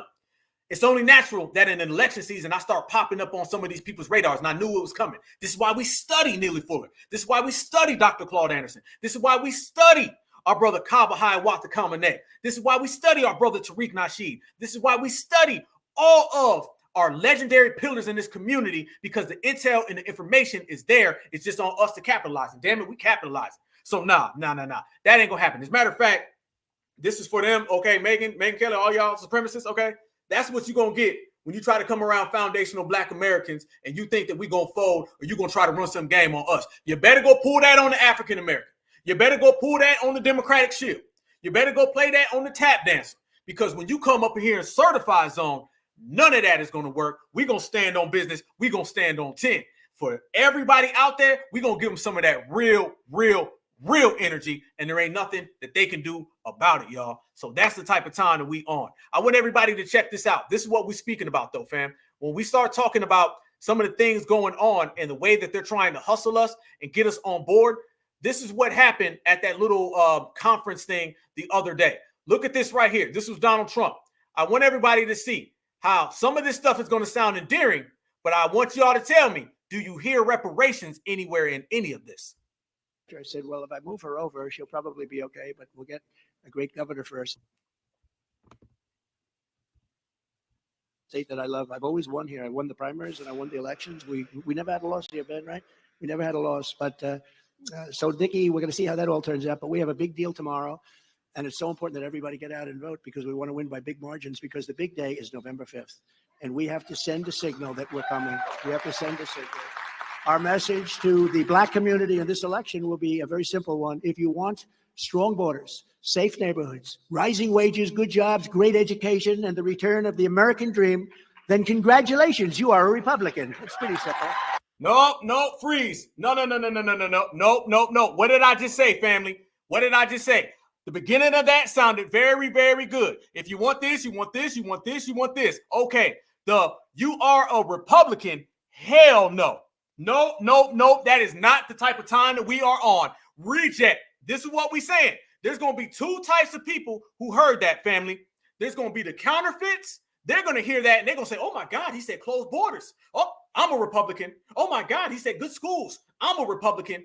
Then there's going to be us, and we're going to hear you are a Republican. And we're going to say, no. No. I'm certified foundational Black American grassroots, lineage, heritage, and culture. Strong. We stand on business on this side. I am not a Republican. This is what we're talking about. When it comes to us, it's never just go vote for these people. It's always you got to become these people. See, when somebody just votes freely, that means you can still be independent. You can be independent and vote for the couch. You can be independent and you can vote for Donald Trump against Joe Biden. But you are not independent if you become one of them. Somebody who becomes one of them can be controlled. We are not in that game. So I noticed that part right there. He said, you want this, you want this, you want this. Congratulations, you're a Republican. And first off, why would you say congratulations? Foundational Black Americans, there ain't no trophy. Well, how many brownies you get? What you want, a cookie? Is that what you want? Congratulations. You got to be able to see through all of this. It's all about being on code. We are all on code. It is not on code to be congratulations for voting. It is not on code to be a Democrat. It is not on code to be a Republican. It is only on code if you vote FBA no matter who. That's what we're talking about, family. And there was more that came along that only the certifieds are going to catch and all the counterfeits are going to miss.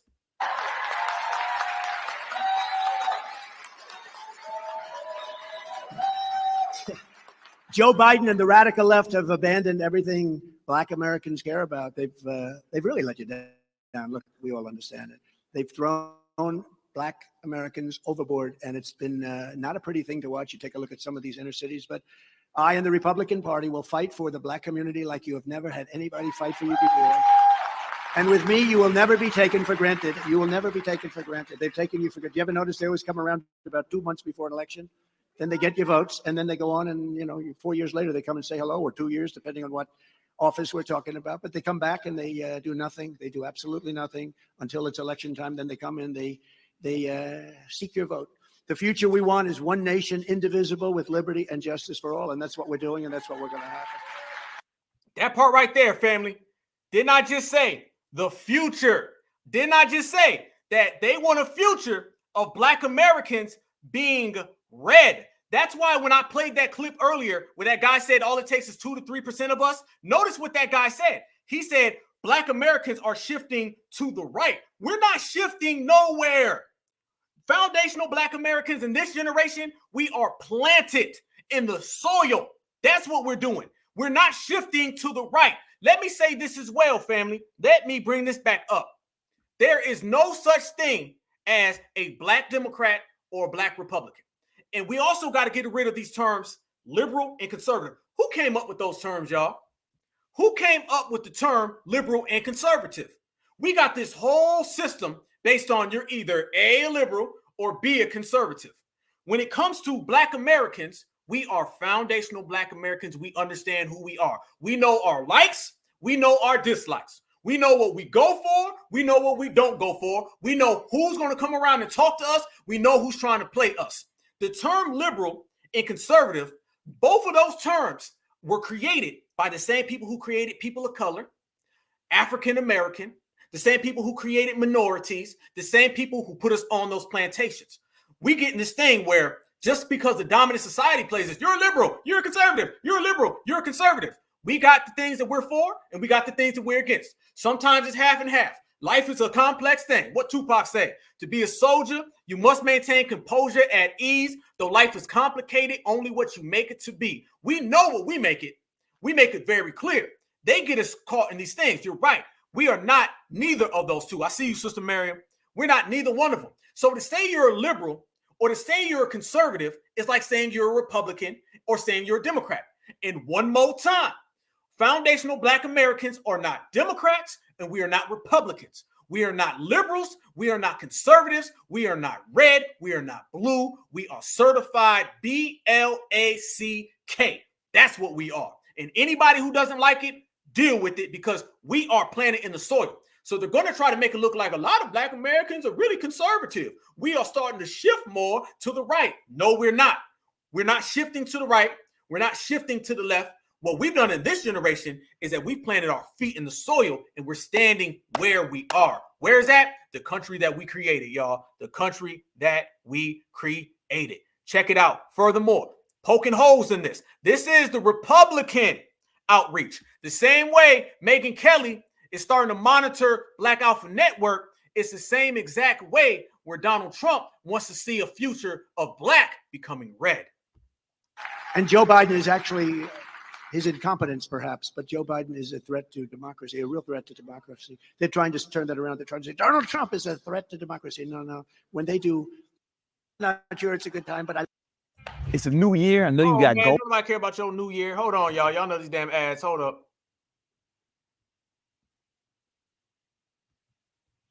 I hate people who look like that guy. Because we're going to make America great again. That's why I love it.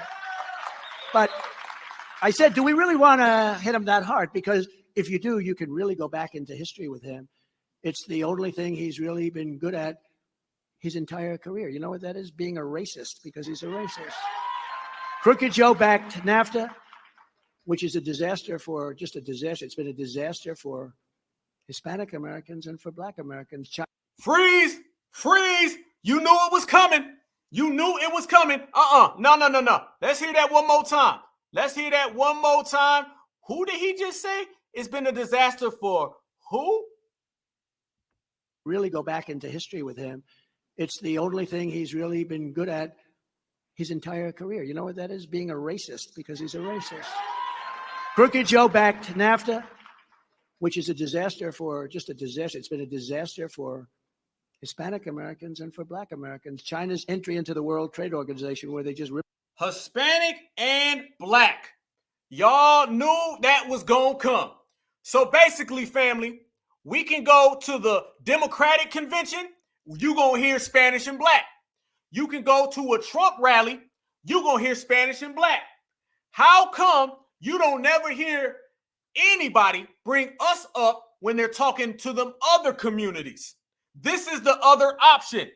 Black and brown. We just heard Stacey Abrams saying Black and brown. Now we're hearing go red MAGA, vote MAGA no matter who, and he's saying Black and brown. That's basically what he just said. Now, this is why we have to be very skeptical, and this is why we have to maintain our political independence, because as soon as you start saying, well, he said some good things now, y'all know, especially the folks who've been subscribed to me for a long time, one of the things I'm always talking about on the Black Alpha Network is Black folks, we got to get over this person made a few good points. We got to quit with that, oh, he made a couple good points now. That's one of the problems. Somebody will come up in here and say 98 things that are anti-FBA. Then they'll say 2 things that we agree with. We'll say, hold on, he made some point now. You got to be careful of it. He made some points now person. The whole he made some point now person, oh, that's bad. That ain't never worked for us at all. Y'all know, how many times do people say, man, I don't like Candace Owens, but she made some points now. How many times do you hear somebody say, man, I don't really like that rapper, Charleston White. He made some points now. How many times do you hear that? We got to get over that he made some points now. That is not good enough. Because when you certified and you own code, it ain't about making some points now. It's about making points consistently. Life is about consistency. Our foundational Black American lineage, we have to be consistent if we want reparations. We have to be consistent if we want tangibles. We have to be consistent if we want an anti-foundational Black American hate crime law. We cannot get some, he made some points now.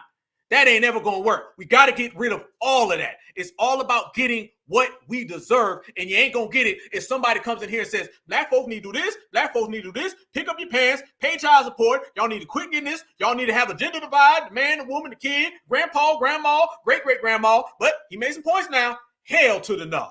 And that's the thing. Once we get over that and we start judging people based on their whole record, their whole statement, opposed to a little soundbite and he made some points now, then we're going to get everything that we desire. That's another thing that we own, family. We got to get over this. We agree with something he said. You know, y'all know about the broken clock. Yes, you are right. Broken clock. We know the broken clock theory, okay? It's not even a theory, it's a fact, okay? The sun shines on the dog's ass every so often, all right? This little thing where, once again, someone said something we agree with, so we got to fully love them. We went to go vote for a person, so we got to fully love them. We got to stand on the front line, jump in front of a damn bus for them. No, it's okay to be moderate. It's okay to give a partial, but we got to stop with this. We are fully in with everybody. Ripped us apart. I took in $472 billion from China. No other president has taken in anything. They did not want to see me do so well. You know, we're leading in every poll by a lot. You see it. And I don't think China's too happy about that, actually. The Trans-Pacific Partnership and every other globalist horror show that ripped the guts out of our country and pulverized black workers and owners of small businesses. Great people. And that goes for others too. Hispanic is incredible. You know, the Hispanic numbers are. Whoa, whoa, whoa, whoa, whoa. I just jumped, family. I don't even have this all the way timestamped.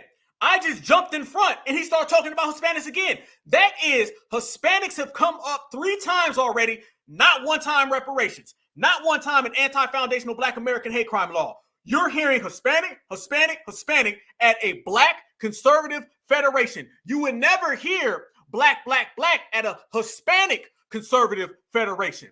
Once again, this is the same thing we get from the Democrats. You can go over here and they're going to talk to you about every other community. And then you can go over there and they're going to talk to you about every other community. He starts talking about the Hispanic community and his poll numbers with them. Cool. Tell them when you go to speak to them. With us, we need to speak to our own interests. This is why you can't trust none of those Black conservatives, because they're going to do the same tap dancing the Democratic Shield going to do.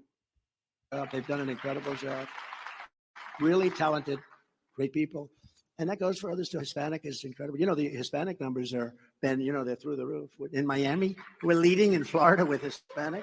Along the Texas, they call it the corridor, but it's the line going between Mexico and Texas for a long way. We won every single community along the, they call it the special line.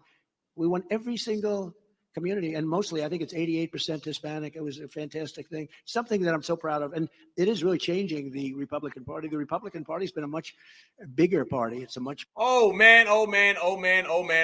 Okay, first off, this man not only started talking about them, he started talking about the damn border. I wanted from this part of Texas to that part of Texas. He not only started speaking about them, he went to their location and started telling you what part that they are voting for. He's proud of them voting. He gave a whole dissertation on all these other communities while he's talking to the Black folks. And you know the Black folks and the conservatives, they're not going to say nothing because they are some butter biscuit chasers too. Them some banjos. And they're going to act like a banjo. So they're not going to challenge that. They're just going to sit back and accept it. That is exactly what we're talking about. He gave a whole thing about the Hispanic vote. He started talking about all of their different regional aspects. He started talking about their border. And then he started talking about how the Republican Party's changing.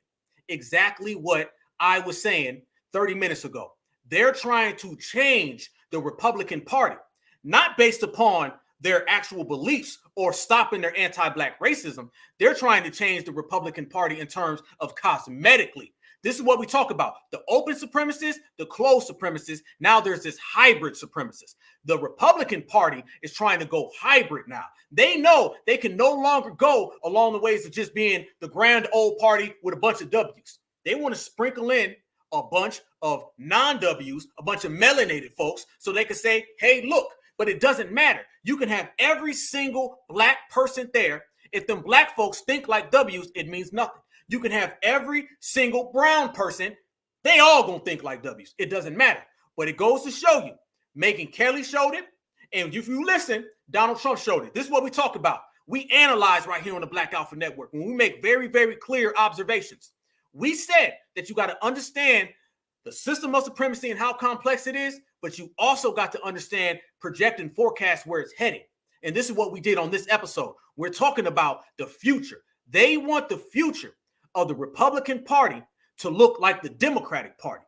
You want to have the liberal, where you got a bunch of folks there who do all their puppet work, and then they want the conservative to do all the puppet work. It's the dawn of a new day, y'all. It's the dawn of a new day. We're going into a new chapter in American history, and we are all going to be focused on code, and we're going to know how to handle it based upon the fact that we listen. If you listen to a supremacist talk long enough, they're going to give you all the facts. And that's exactly what we've been seeing, family. They've been giving us all the facts, and we've been watching it straight up and down across the board. Watch them continue. Bigger, more inclusive party, and that's a fantastic thing.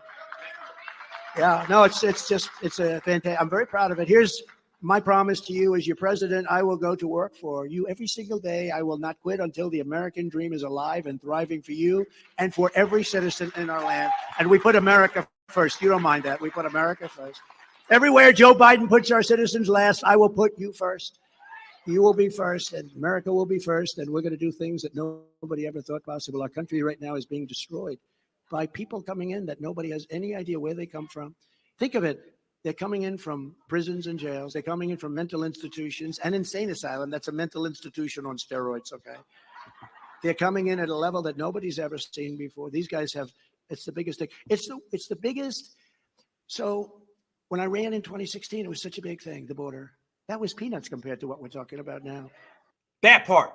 Now, I want people to understand, when it comes to immigration and the migrant crisis that's going on right now, you're going to have a lot of people who are going to use the migrant crisis as an excuse to get you to vote for the Republicans. In the same way that the Democratic Party used all the race soldiers to get you to go vote for the Democrats. They used the Derek Chauvins, so folks went and voted blue no matter who. Now you're going to have Republicans who are going to use the migrant crisis to get you to go vote for Donald Trump. The migrant crisis. And like I said, Black Americans, we were the first people to identify and call out Joe Biden's failed immigration policies. The Republicans weren't doing nothing because, to be honest with you, a lot of Republicans, nobody's going to say this, a lot of them do support immigration because they benefit off the cheap labor. Go back to supremacy, okay? This notion that only the Democrats are for cheap labor. No. A lot of the Republicans are for the same exact cheap labor. That's why a lot of them ain't done nothing. You know damn well if it came to really having a problem with immigration, supremacy would stop it. Name me one thing supremacy's had a problem with that they ain't put an end to. They always focusing on stopping us. We walk down the damn street, they put in a new ordinance, a new law, a new policy. A lot of Democrats and Republicans are okay with mass migration. Yes, indeed, because it all benefits them. That's a whole nother thing for a whole nother topic. But when you start talking about that right there, you're going to have a bunch of them knowing that Black Americans were the first people to call it out.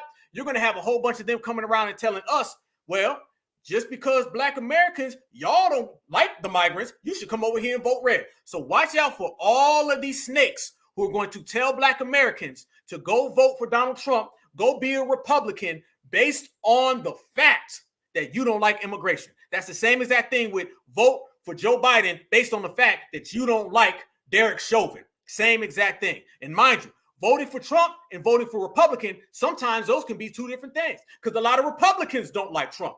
So a lot of these folks are using Donald Trump so they can become Republicans. They're using Black Americans' disdain for the border situation so they can become Republicans. Half the people out here talking about we need to vote MAGA no matter who, those folks deep down inside are Republicans. And on day one, they will have them hats out and they'll be playing the whole game. But the liberals are watching. So now you're going to have these liberals popping up out of nowhere, y'all. And by the way, you can listen to that whole clip with Donald Trump. You didn't hear reparations one time. You know why? It's because Donald Trump is not supporting reparations, okay? Joe Biden ain't supporting reparations. And all of those Black conservatives, they ain't supporting reparations. Because if you support reparations, that means you're going to have to walk into office the next day and you're going to be ashamed because Daddy's going to say, what's wrong with your people? Why you want reparations? Huh? Come on, talk to me, Don Quarius, Octavius. What's the problem? Tim Scott and them don't want to deal with it. So the Republicans are anti-reparations. The Democrats are anti-reparations. We done already crippled the Democratic Party. The same thing goes for the Republican Party. If you guys remember, when I was in Jacksonville at the scene of that hate crime, when I had my camera up and I had my phone and I was looking at it and I was telling everybody we need an anti-foundational Black American hate crime law. Remember, y'all, I said, you hear me, Joe Biden, you hear me, the whole Republican Party and Democratic Party. I called them both out. I didn't go there to that hate crime and just focus on the Democrats. That would have been the easy thing to do. No, we operate on another level. We certified. We say the whole system of supremacy. I called out both parties on the murder scene that I was present on. I said we need an anti-foundational Black American hate crime law. And I said the Democrats and the Republicans better get it. That's the way we got to move. We call them both out at the same time. You know why we call out the Democrats and the Republicans at the same time? Because they're both supremacists. We ain't got time to separate. All we do is got time to regulate. But check this out, y'all. Now you got the Republicans out here running that game. So the Democrats now, they're trying to say, no. Stay away from them. Stay away from them. Listen to this guy right here. He starts trying to call out Donald Trump. And listen how he's trying to talk on some hibbity bebop stuff. Listen how he's using our terminology. He talking about, man, Donald Trump was on one last night, y'all. Watch this. Donald Trump was on one last night. These are excerpts from his speech. These lights are so bright in my eyes that I can't see too many people out there. I can only see the black ones. I can't see any white ones. You see? And then I got indicted a second time and a third time and a fourth time. And a lot of people said that that's why the black people like me. I'm being indicted for you, the black population. That's Donald Trump speaking to the Black Conservative Federation, a man who was sued by the Department of Justice for not renting out housing to African Americans at his order. He leads with a racist joke and leads into racist stereotypes that black people must love him because he's been arrested and they can identify with that. And then conservative media would tell you, oh, he put out these speakers and the culture loves the man. Spoiler alert, they don't love the man. He's a known racist. And I can't believe that people... Freeze. First off, this guy started off and said Donald Trump was on one. He basically said, hey, y'all, yo, what's up, dog? Let me holler at y'all black folks for a minute now. Let me talk in your language. He goes on to criticize Donald Trump for trying to use shoes to get our attention, and he comes out using slang to get our attention. Donald Trump was on one last night. These are excerpts from his speech. These lights are so bright in my eyes that I can't see too many. Dude, don't ever talk like that. You really think when he's sitting there with his Becky wife or his Bob husband, do you really think that he comes out and says something along that lines and said, man, he was on one last night? Or did you know he was talking to black folks, so he tried to pull that real quick and pull that on one talk? Yeah, exactly. This is what we talk about, y'all. These folks are out here literally trying to use the same tactics and blame each other. He's been arrested and they can identify with that. And then conservative media would tell you, oh, he put out these speakers and the culture loves the man. Spoiler alert, they don't love the man. He's a known racist. And I can't believe that people were in the crowd. I would love to have seen a shot of how many people laughing and applauding these terrible stereotypes he's pushing onto an entire culture. We know he's racist toward the African American community, the immigrant community, the Muslim community. All lives matter. Look at that. He couldn't just focus on us. This is what we're talking about, family. You go to one side of the fence, you're going to get that game. You move to the other side of the fence, you're going to get that game. There's literally nowhere for foundational black Americans to go other than right where we already are. And that's great. That's not a bad thing. That's a wonderful thing. That's phenomenal. It's good to be where you are. That's what our whole existence has always been. We always been in America. We always been on this FBA family tree. We all had the brothers and the sisters and the cousins with us. We are the only people who don't have to go outside to find new recruits or people. We're good right where we are. You're going to go over there to the liberals, and the liberals are going to say things like, man, Donald Trump was on one. He's a racist. He's a racist. He's a racist. Don't say nothing about the documented racism from Joe Biden, literally hanging out with Klan members. No, nothing about that. You want to talk about Donald Trump? We know, like I said, you can't fool us. FBA, we know when someone's trying to con us. We know when that guy's going to sit there and point at Donald Trump. We do not go for all of these Democrats trying to tell us who's the racist. First off, we're going to determine who's the racist. We don't need anybody from any community trying to dictate or trying to put us on game about who the racist person is. We know who's the supremacist. We will identify him. You can keep your over there because we don't need your help. There's this thing where the liberals want to come around to us and tell us who's the racist and kind of like teach us. No, if you care so much, you be teaching your own community. FBA, we got this. You sit down. We understand. We're going to handle everybody. And what we do know is that Joe Biden is just as racist. Matter of fact, Joe Biden's even more. Donald Trump is the type of racist where he don't rock with you, but if you got a good business deal, you can come on in. That's that type of supremacy. There's a lot of different supremacists. Joe Biden is that type where you can have a good deal. He don't want it. That door is always closed. You got your hard supremacists, your soft supremacists, you got your overt, you got your covert, you got your hybrid, all of those. We did a clinical breakdown on everything. Like Neely Fuller said, it's all about understanding the system of supremacy. If you do not, everything else will only confuse you. And we are not confused because we understand it. That's why we don't go running to the left. We don't go running to the right. We sit there where we are and we use everything as leverage. Everything is leverage so we can get leverage for our vote. And that's the only exact reason why these people even come around us, because they know that's the type of time that we are on. Check this one out right here, fam. This is what you're going to see now, too. So as you got the Donald Trumps in the world, you got the Megyn Kellys of the world, now you're also going to start seeing this right here. You're going to start seeing all these liberal W's who ain't lifted a finger for reparations, ain't lifted a finger for tangibles, have done nothing in their life to benefit Black Americans. They only come around every 4 years to get us to vote. Now, all of a sudden, they seem to concern and care about us.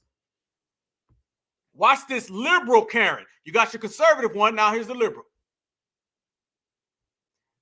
She's going to sit here and she's going to try to tell us, where the hell is the sound at? Okay, here we go. Okay, well, she's on whatever the hell she on. Screw. Hold on. Here we go. This right here, family. Watch this right here. Okay, this is what we're talking about. That lady right there, she was running around. She was talking about voter rights and suppression and all that. And let me say this, family. Let me say this. Where are all of these liberals who tell us how racist the Republicans are? Where are they ever at when it comes to helping foundational Black Americans get a hate crime law, helping foundational Black Americans get a job, help foundational Black Americans for not being harmed? The liberals are always silent whenever it comes to the benefit of us. Okay, now let's flip it. Where are all of these MAGA?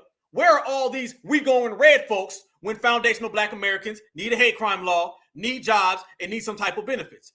All of the people from the Republicans or the Democratic Party who come around and tell us how racist the other side is, these people are nowhere to be found when foundational Black Americans got to get our own benefits. That's why we're always by ourselves. So if someone is never around when you out here struggling and when you out here trying to build, that means those people are only there for their own benefit. What's their own benefit? Every 4 years, they come around for your vote. Never trust somebody from the dominant society who's saying, he's racist, no, he's racist, no, he's racist. They always play this game of he's racist, she's racist. They always want to play blame a racist. It ain't about them pointing at the liberal, pointing at the Democrat. They need to point at themselves because we understand all of them are. That's the way we're moving. Now, watch this, family. This is what we're talking about when we say that whole conservative thing. Look at the crowd, y'all. I need y'all to look at the audience, look at the crowd, and you'll tell the whole story.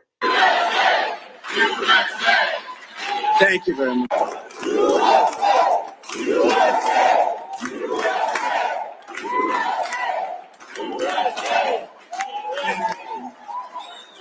Freeze.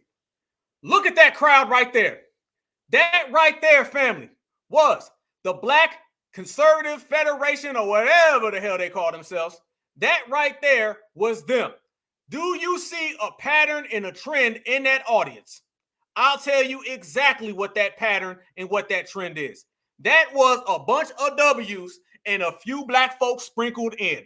It's the same exact thing that we saw when Joe Biden was in Carolina and he went to go talk at that Black church, and you looked at the crowd and there was no Black folks. They give you the notion that Black folks are all in that audience, that Black folks are all riding with them and supporting them. And in reality, family, what you end up seeing is that no, the hell it's not. It is a bunch of W's with some Black folks sprinkled in. So when I say you can't be a Black Democrat, you can't be a Black Republican, look, you can't even be a Black Republican at a Black Republican event. There's only one thing: the system of supremacy.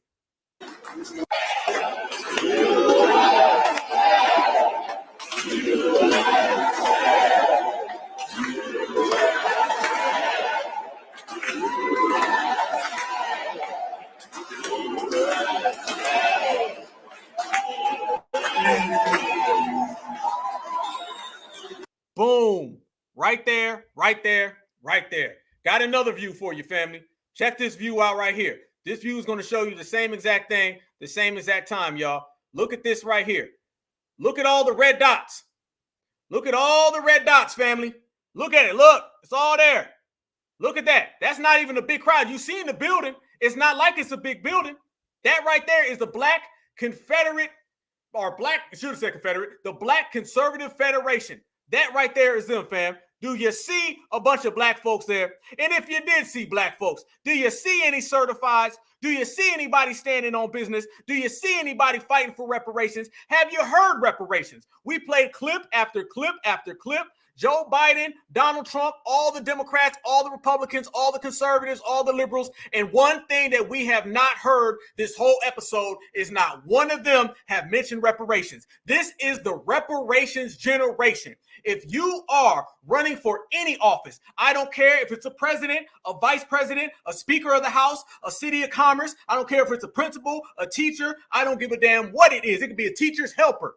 If you're running for anything in this country and you're not talking about reparations, then you are not talking to Black Americans. Deal with it. This is our generation. That's the policy that we're pushing. You can put every conservative in the middle. You can put every single liberal in the middle. You can put all the shields and all the tools in the middle to try to push us back. You're going to have to deal with reparations. So if you're not talking about reparations, you ain't talking to us. You ain't talking about tangibles. You ain't talking to us. If you're not talking about things that we've been pushing, the Black grassroots, the people who are in full command, the ones that push the whole narrative, we are the dominators. We're the ones out here setting all the policies for Black Americans. I don't care about your tennis shoes. I don't care about your chicken. I don't care about none of that. It's all about FBA getting to the bag. And we are dismissing, we're discounting, and we are rejecting any form of president, vice president, city councilman, or anyone who is not talking to our needs. What's our needs? Our needs is all the money that belongs to us, that is owed to us. I want to show y'all one thing real quick, family. This right here is how you do it. This, once again, a lot of y'all seen this, man. Certified salute to everybody. This was Black Alpha at the scene of the hate crime in Jacksonville, Florida. I want y'all to see right here the way I spoke, and I want y'all to know I've been consistent. Look how I called out the Democrat and the Republican Party. We need an anti-foundational Black American hate crime law. Donald Trump is not talking about it. We know Joe Biden is not talking about it, so we're not talking to them. All right, family, I'm going to tell you something else that we're hearing out here. We're hearing that it was more people per. Okay, it's all over the damn place, but that's all good. That's all good. We're going to run it back. We're going to run it back. Here we go. That shit was jumping all over the damn place. We Gucci. I need everybody. I had a good setup for that one, too. I need everybody to see this right now. No, we running that. That's going to get played, y'all. No, that's going to get played. That's going to get played. This is what we're talking about, y'all. If you are not talking reparations in the form of cash payments for foundational Black Americans, then you're going to get this treatment. Oh, by the way, while I got y'all on this, okay, that's cool. I'm glad they pivoted that. I'm glad they did. Okay, check this out. Don't forget this either when on the way out the door. Don't forget Joe Biden calling everybody boy neither. Oh, Twitter tripping.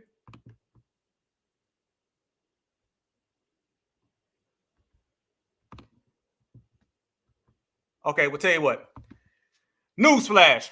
Joe Biden's racist. Donald Trump's racist. We need an anti-foundational Black American hate crime law, and we ain't accepting anything other than that. But you know what? They thought they had me, but they can't. They won't. Check this out, y'all. This is what we're talking about as we speak the truth. When we start speaking about everything that we deserve, family, what belongs to us, what we got to get, the main thing, family, that we have to understand is that foundational Black Americans all the way across the board in every aspect of society, family, is all about reparations. It's reparations over everything, including MAGA, including vote blue no matter who, including the janky ass technology Twitter got. It don't matter. We're going to jump over all their asses and we're going to get to that money and we're going to get to that bag. So no, it's vote FBA no matter who. And everybody else, they asses is out the door forever. It's a new game. It's a new time, family. And this is what we standing on, man. We standing on business, y'all. We standing on business 24/7, 365. If you ain't standing on business, you can't stand next to us. That's just the way we got to start approaching things, y'all. We cannot allow people to come around here, not stand on business and claim that they down with us. If you ain't really standing on business, man, you cannot stand next to foundational Black Americans because we are on a mission. We're on a mission to get everything that belongs to us. We're on a mission to achieve what we know we're going to achieve. This is the reparations era. This is the reparations era. Money will come to us, but it's only going to come to us, family, when we keep everything in-house and we keep everything indoors. If we do that, y'all, then the victory is going to be sweet. It's going to be swift all the way across the board, and there's nothing, like I said, that they could do about it. But the main thing I want people to do is always remember, and I'm going to play it one more time if it allows me. I want y'all, once again, I played this for people in the beginning. If you ain't see it, then check this out again. This right here is what I want to leave everybody with. I need y'all to see Dr. Claude Anderson, the way he broke it down, the way he rolled them on up. This is Black political power. Go independent. Do not split yourself up among the Democratic Party, the Republican Party, and Independent Party. You're weaker now than you ever were. Vote as a block. Go out right now and register any and every black that can vote. Then pull yourself out of every party and hold yourself above both of the national parties and say, I don't care who runs for an office. We will deliver our vote as a block to whoever makes the greatest promise to black folk and deliver for us. That's who we'll vote for. And we will not tell you who we're going to vote for until the day of the election. So you actually exercise some leverage. That's right. And with that, and you demand respect. And at that point in time, they'll watch you and they give some credence to the effects of your vote. And more importantly, you should also create an independent party in this country for black folk. So that whenever, if the Ross, like Ross Perot, if he runs to Ross Perot, he's trying to do that. Well, if Ross Perot runs, you're going to find a greatest move in this country to the independent parties. If a person runs for the Democratic Party, Republican Party, and Ross Perot runs, you got a three-way split. Run a black candidate in an independent party, and that way try to take the election with 26% of the vote. Demand respect from people. Demand respect from people. That's what it's all about. Certified salute to Dr. Claude. Laid out political prowess, political education, and just straight up political power. And we're going to walk right down that path, and we're going to put a nowadays twist on it. So therefore, family, we won't ever lose. That part. Family, I need y'all to smash that like button. Subscribe to the Black Alpha Network. Certified Black Society. We in the building. We in the place. Ballers going to ball, and them haters going to hate. But we going to be right here 24/7, 365, y'all. I'm going to do something a little different, fam. I ain't done this one before. Before we roll out, man, if I can, I need y'all right now to give me a roll call, man. Let me know where you're at, family, because we are turned up. We are in the building.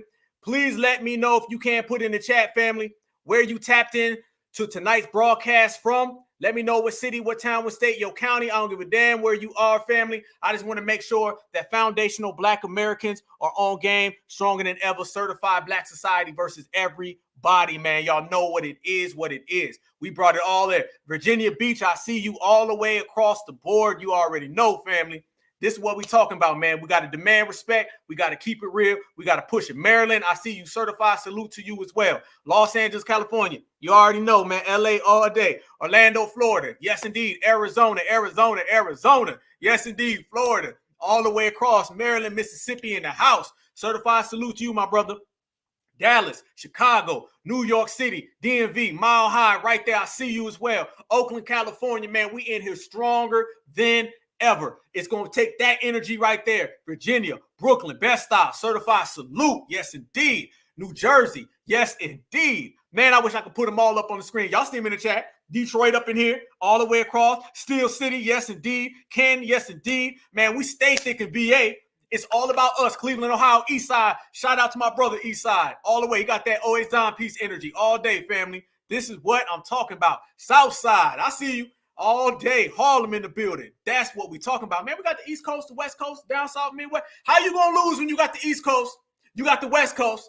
You got down South. You got the Midwest. How you gonna lose? You can't lose. How you gonna lose when you stay on code? You can't lose. How you gonna lose when you got the brothers, the sisters, the kings, the queens, the goddess, and the gods? You can't lose. It's foundational Black Americans over everybody. It's foundational Black American pride. It's foundational Black American lineage, heritage, and culture. That's for the past, the present. We're going to take it into the future. We ain't voting for nobody who ain't got our interests. We ain't voting for nobody who ain't speaking reparations. And we damn sure ain't running a part of any of these political organizations. We're going to stay true to the game. What's that game? That game is us running up that check and coming back for everything that belongs to us. And you know what belongs to us? Every damn thing, because we built this whole damn country, y'all. I appreciate everybody for tapping in. We bringing it. We got more and more and more heat.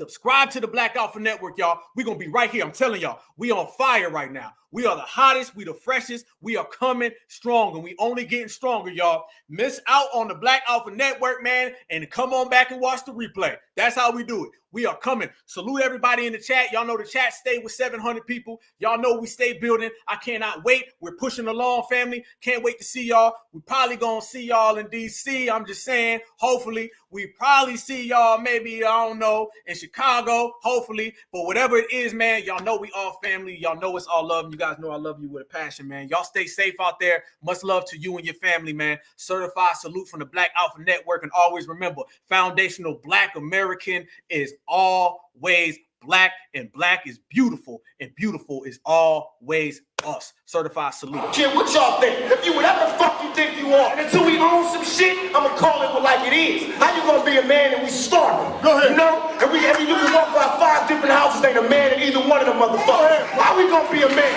How we gonna be African Americans? And we out here dying. We thugs and we niggas until we set this shit right. Trust me when I tell you.